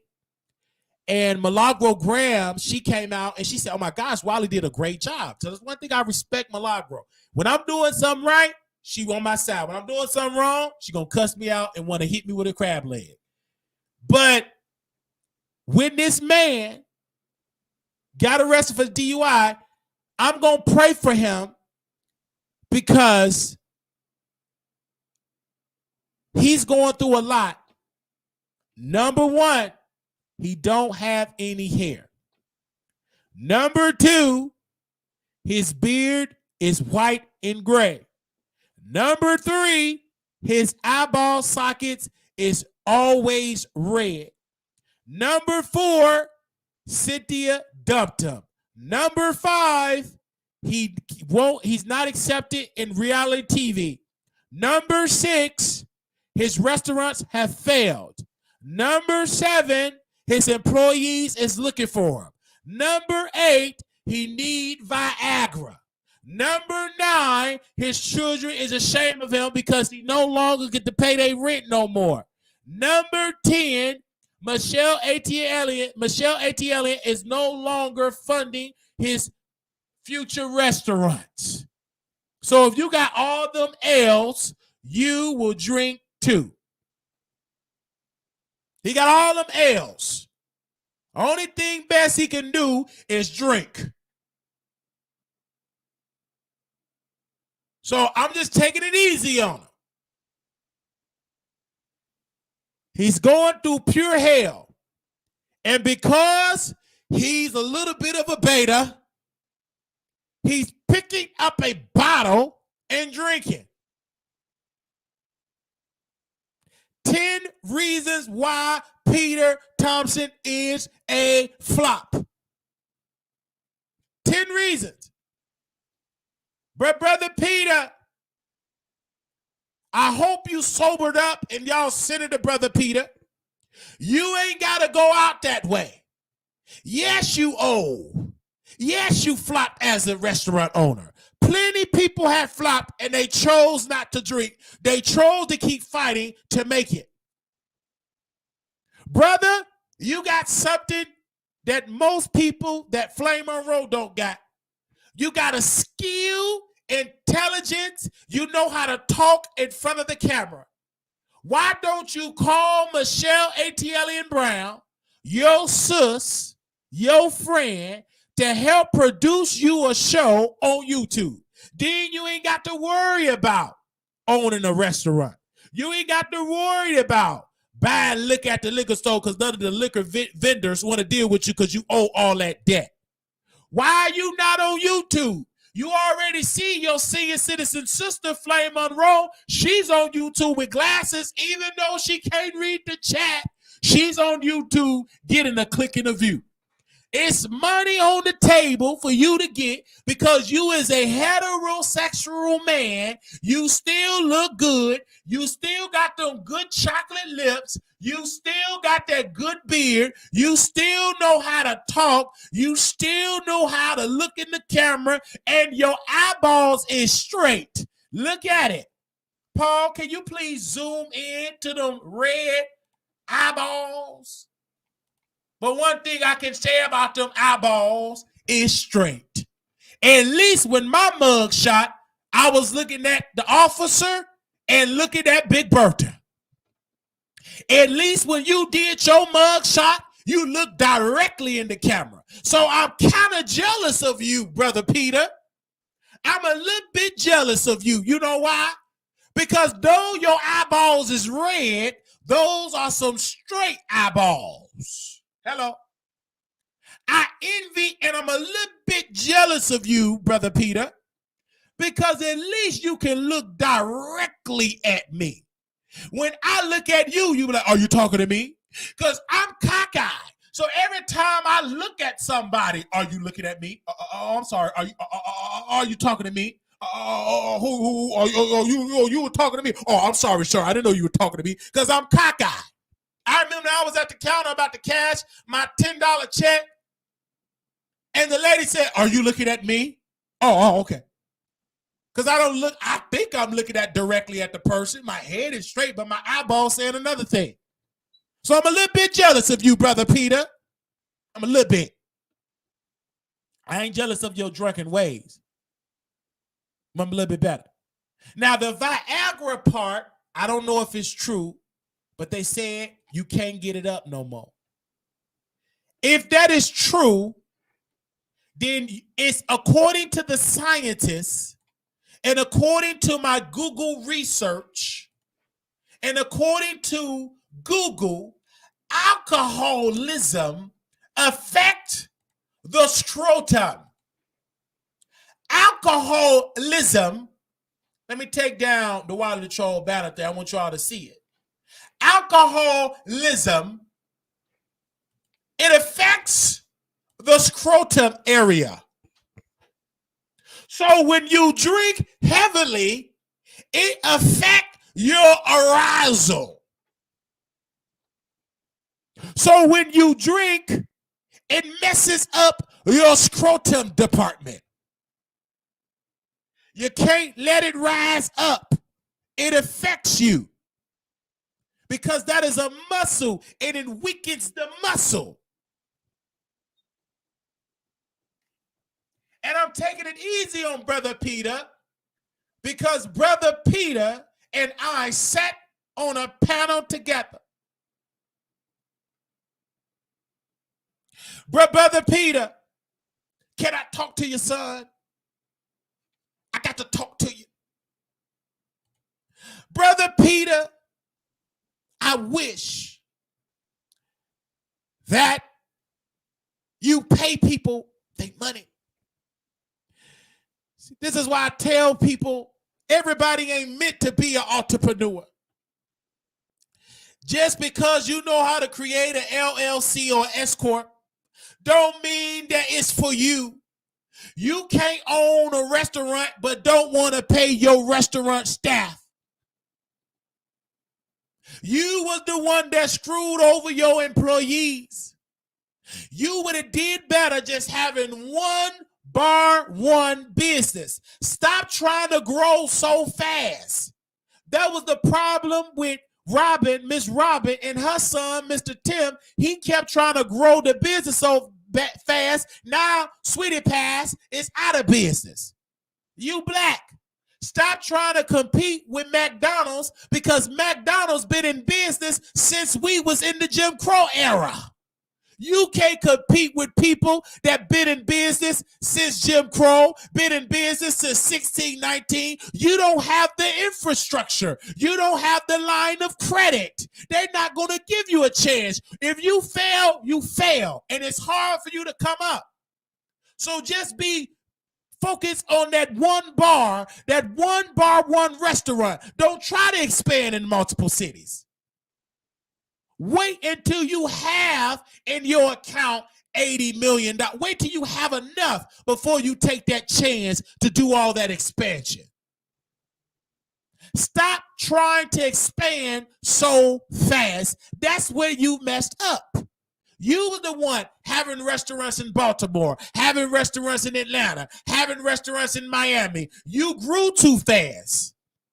If you're struggling with one restaurant in Atlanta, what the hell you think gonna happen in Baltimore? Stop trying to grow so fast. And in my close, drinking will not get you nothing but a mugshot. Drinking will not get you nothing but you ending up on the news. That's where it's going to get you. A fingerprint and a mugshot. I said the same thing for Sister Tiffany Haddish. But I'm coming to you harder because you are a bald head man. You look like my father. Actually, if I didn't know no better, maybe me and you need to take DNA test. You look like my daddy. Anyway, where were you at back in 1989, 1990? Let me know. But I got to come at you hard because I come harder against men. Because men is the backbone of the household. They are the head. So I got to come hard on you, and I got to correct you when you get out of order. So if I ever get out of order and ever get twisted up like Armon Wiggins' spinal cord, I want somebody to talk to me and correct me and get me back into the right alignment. Say amen.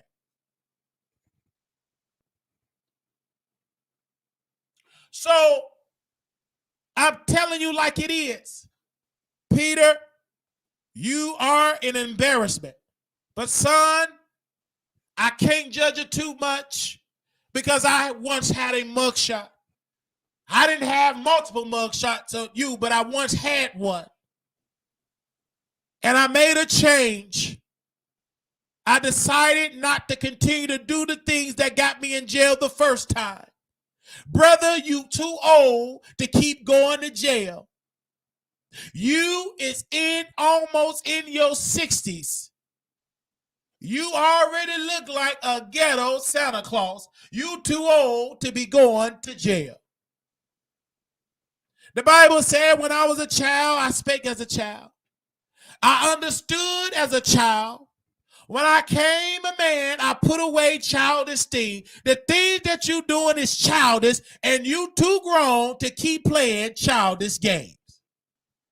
I understand if you was in your 20s, but baby, you all that's in your 60s. You too old to be doing this. Get you some counseling. Get you some therapy. Get on your knees. Get on your face and pray to the Father that I need deliverance from this bottle. I need deliverance from this bottle. Go to church and tell them to pray that I get this bottle out of me. That I get this liquor out of my system. That I be sober-minded. Pray to Jesus that he heal you. That he take the liquor taste out your mouth. Pray to Jesus Say, Father, can you hear me now? Take the bottle out my spirit. It's destroying me. So I pray that God do it for you, Brother Peter. I pray that God change your wicked heart.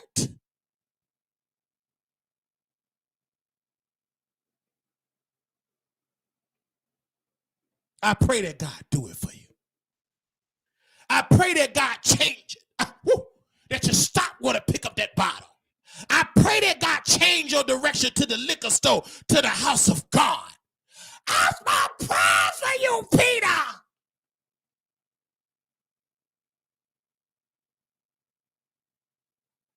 I pray that you be a fisherman of men and not a fisherman of liquor.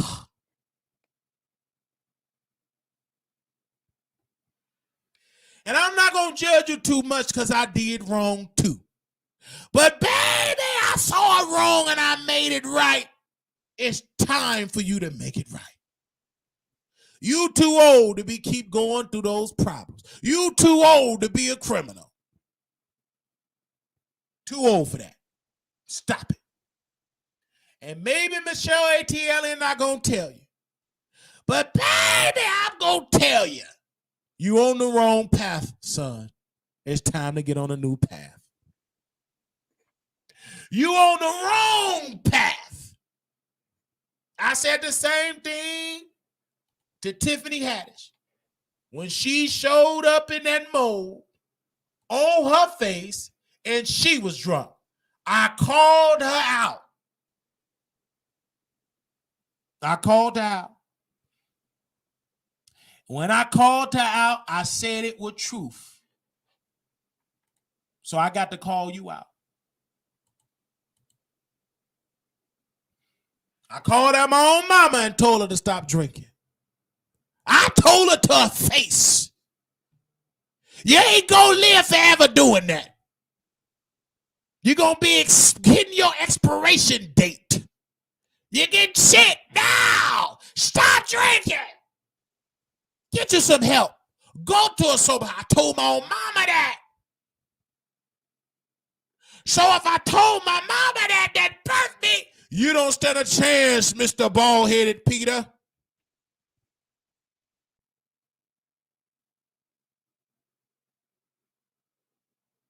So I'm going to tell you, and I'm going to move on with my life. Because I don't believe keep preaching and telling you something, and you don't want to hear. If you don't want to hear it, then I'm going to move on. At least I told you the truth, and it's up to you to take it and change. If you don't want to change, good. That's your life. You grown, you older than me, then do what you got to do. But at least I can say I tried to tell Brother Peter to stop drinking all that liquor. Hello, only need 13 more likes. You better hit that like button. I'm just getting started, baby. I'm just getting started. We've been on this broadcast for 3 hours. But baby, on 3 hours, I'm still at it. I know you don't like this type of commentary. It's too real. Baby, you're going to leave here shouting, you're going to leave here delivered, and you're going to leave here entertained. Ain't too many channels that can do all that. You're going to leave here with a history lesson. You're going to leave here delivered. You're going to leave here entertained. Baby, you're going to leave here knowing that you got it all in on the Wiley Show.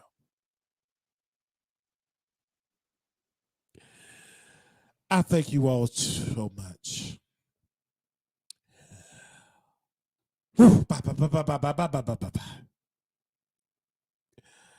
I just want to say thank you. Make sure y'all go to my website. If you want to hear what I had to say about Peter, I put it all on paper. Go to my website. And I want to say thank you. If you bless by this, hit the cash app. Hey, I'm talking about if you had a good time, you should donate. Because, baby, this was some good entertainment. This was better than cable. This was better than cable. This was better than TikTok. This was better than Tubi. This was better than your Netflix special. This was better than your baby daddy dirty fingernails and dirty drawers. I made you laugh better than your husband, and you've been with your husband for 40 years. Baby, your husband didn't even make you laugh the way I made you laugh.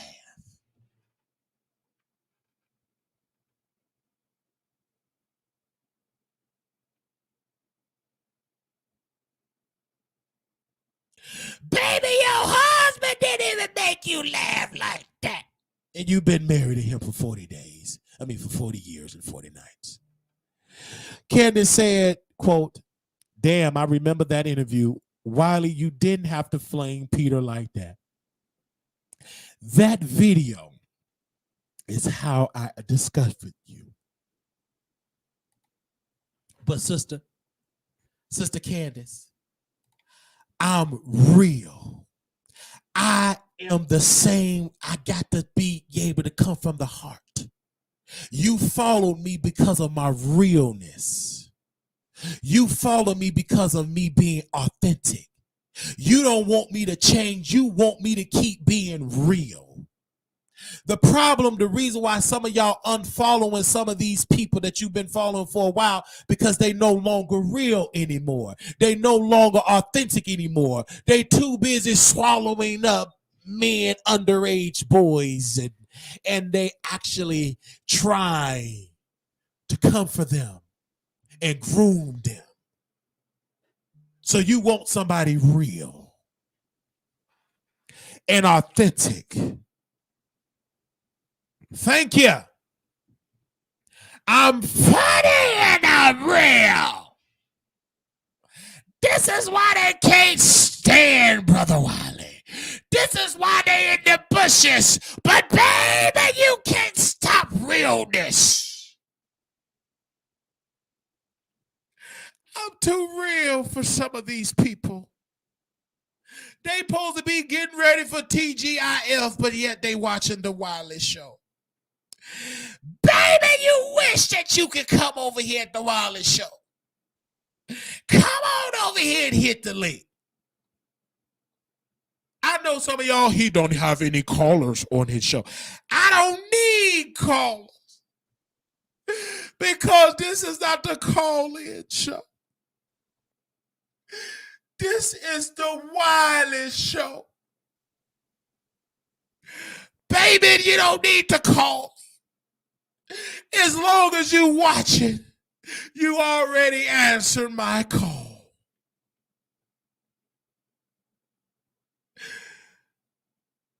So we don't need to be bombarded by you calling in.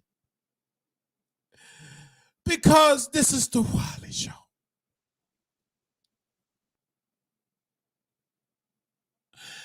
I thank you. Did you hit the video? Did you hit the like? I love it. I know it.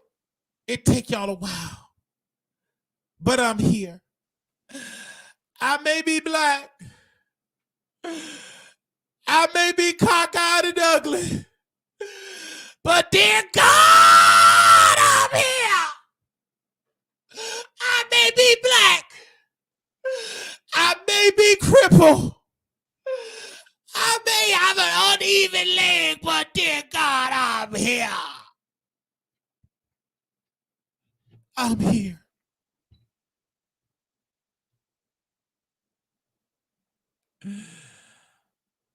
I'm free. Praise the Lord. I'm free. I'm no longer bound. No more chains holding me. My soul is resting. Come on, offering. Get the offering basket. It's just another blessing. Praise the Lord. Hallelujah. I'm free. I'm free. Praise the Lord, I'm free. I'm no longer bound. No more chains holding me. My soul is resting. It's just another blessing. Praise the Lord. Hallelujah. I'm free.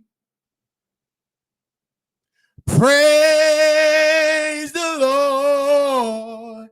Hallelujah. I'm free. Little black boy, you're beautiful. Little black girl, you are enough. When times get hard, always remember to put God first. I want to say thank you for those that are viewing us. If this is your first time viewing us, please subscribe. Please share and like this video. For those that want to be a blessing to us, hit the Cash App at $ Marquise Wiley 28.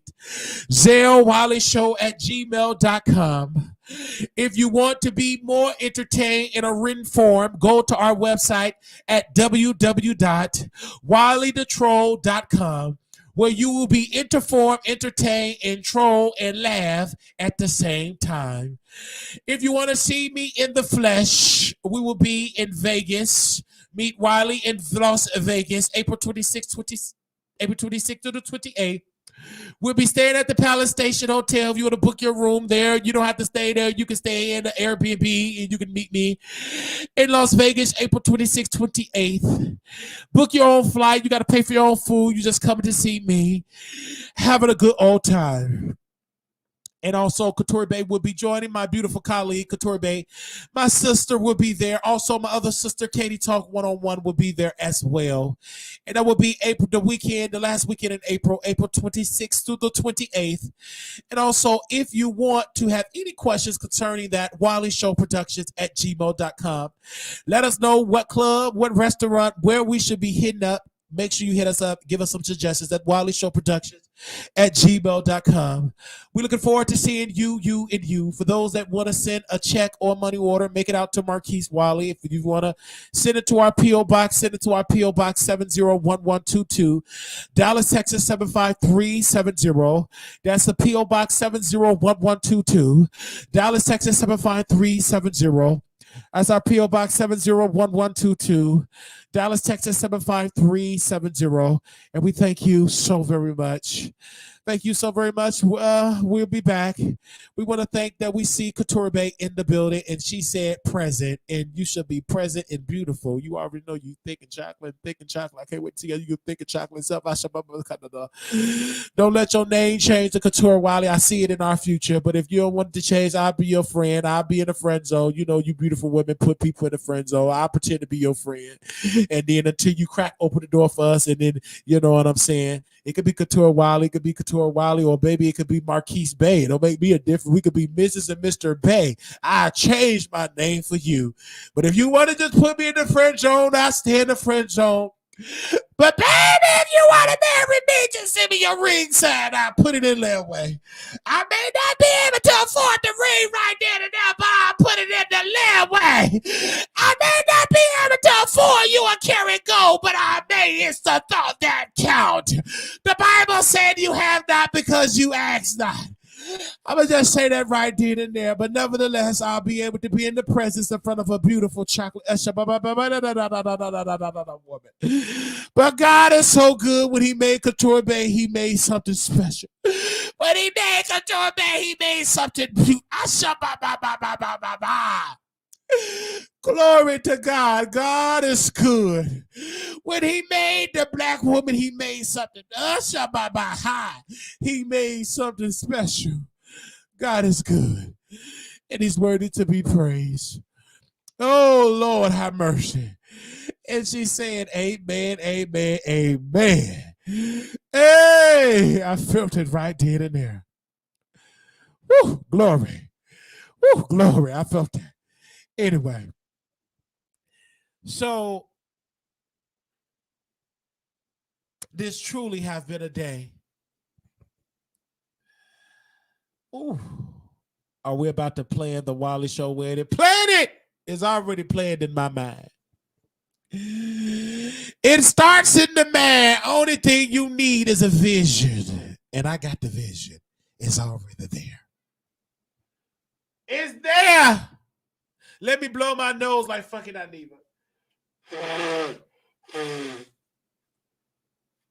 At least when I'm blowing my nose because I got a cold, not because I'm blowing my nose because I'm on booger sugar. Thank you all so very much. I'm going to say my closing for the third time. Little black boy, you beautiful. Little black girl, you are enough. When times get hard, always remember to put God first. Thank you and good night. We'll be back live right after TGIF for our another day with our review. Talk to y'all later. Peace.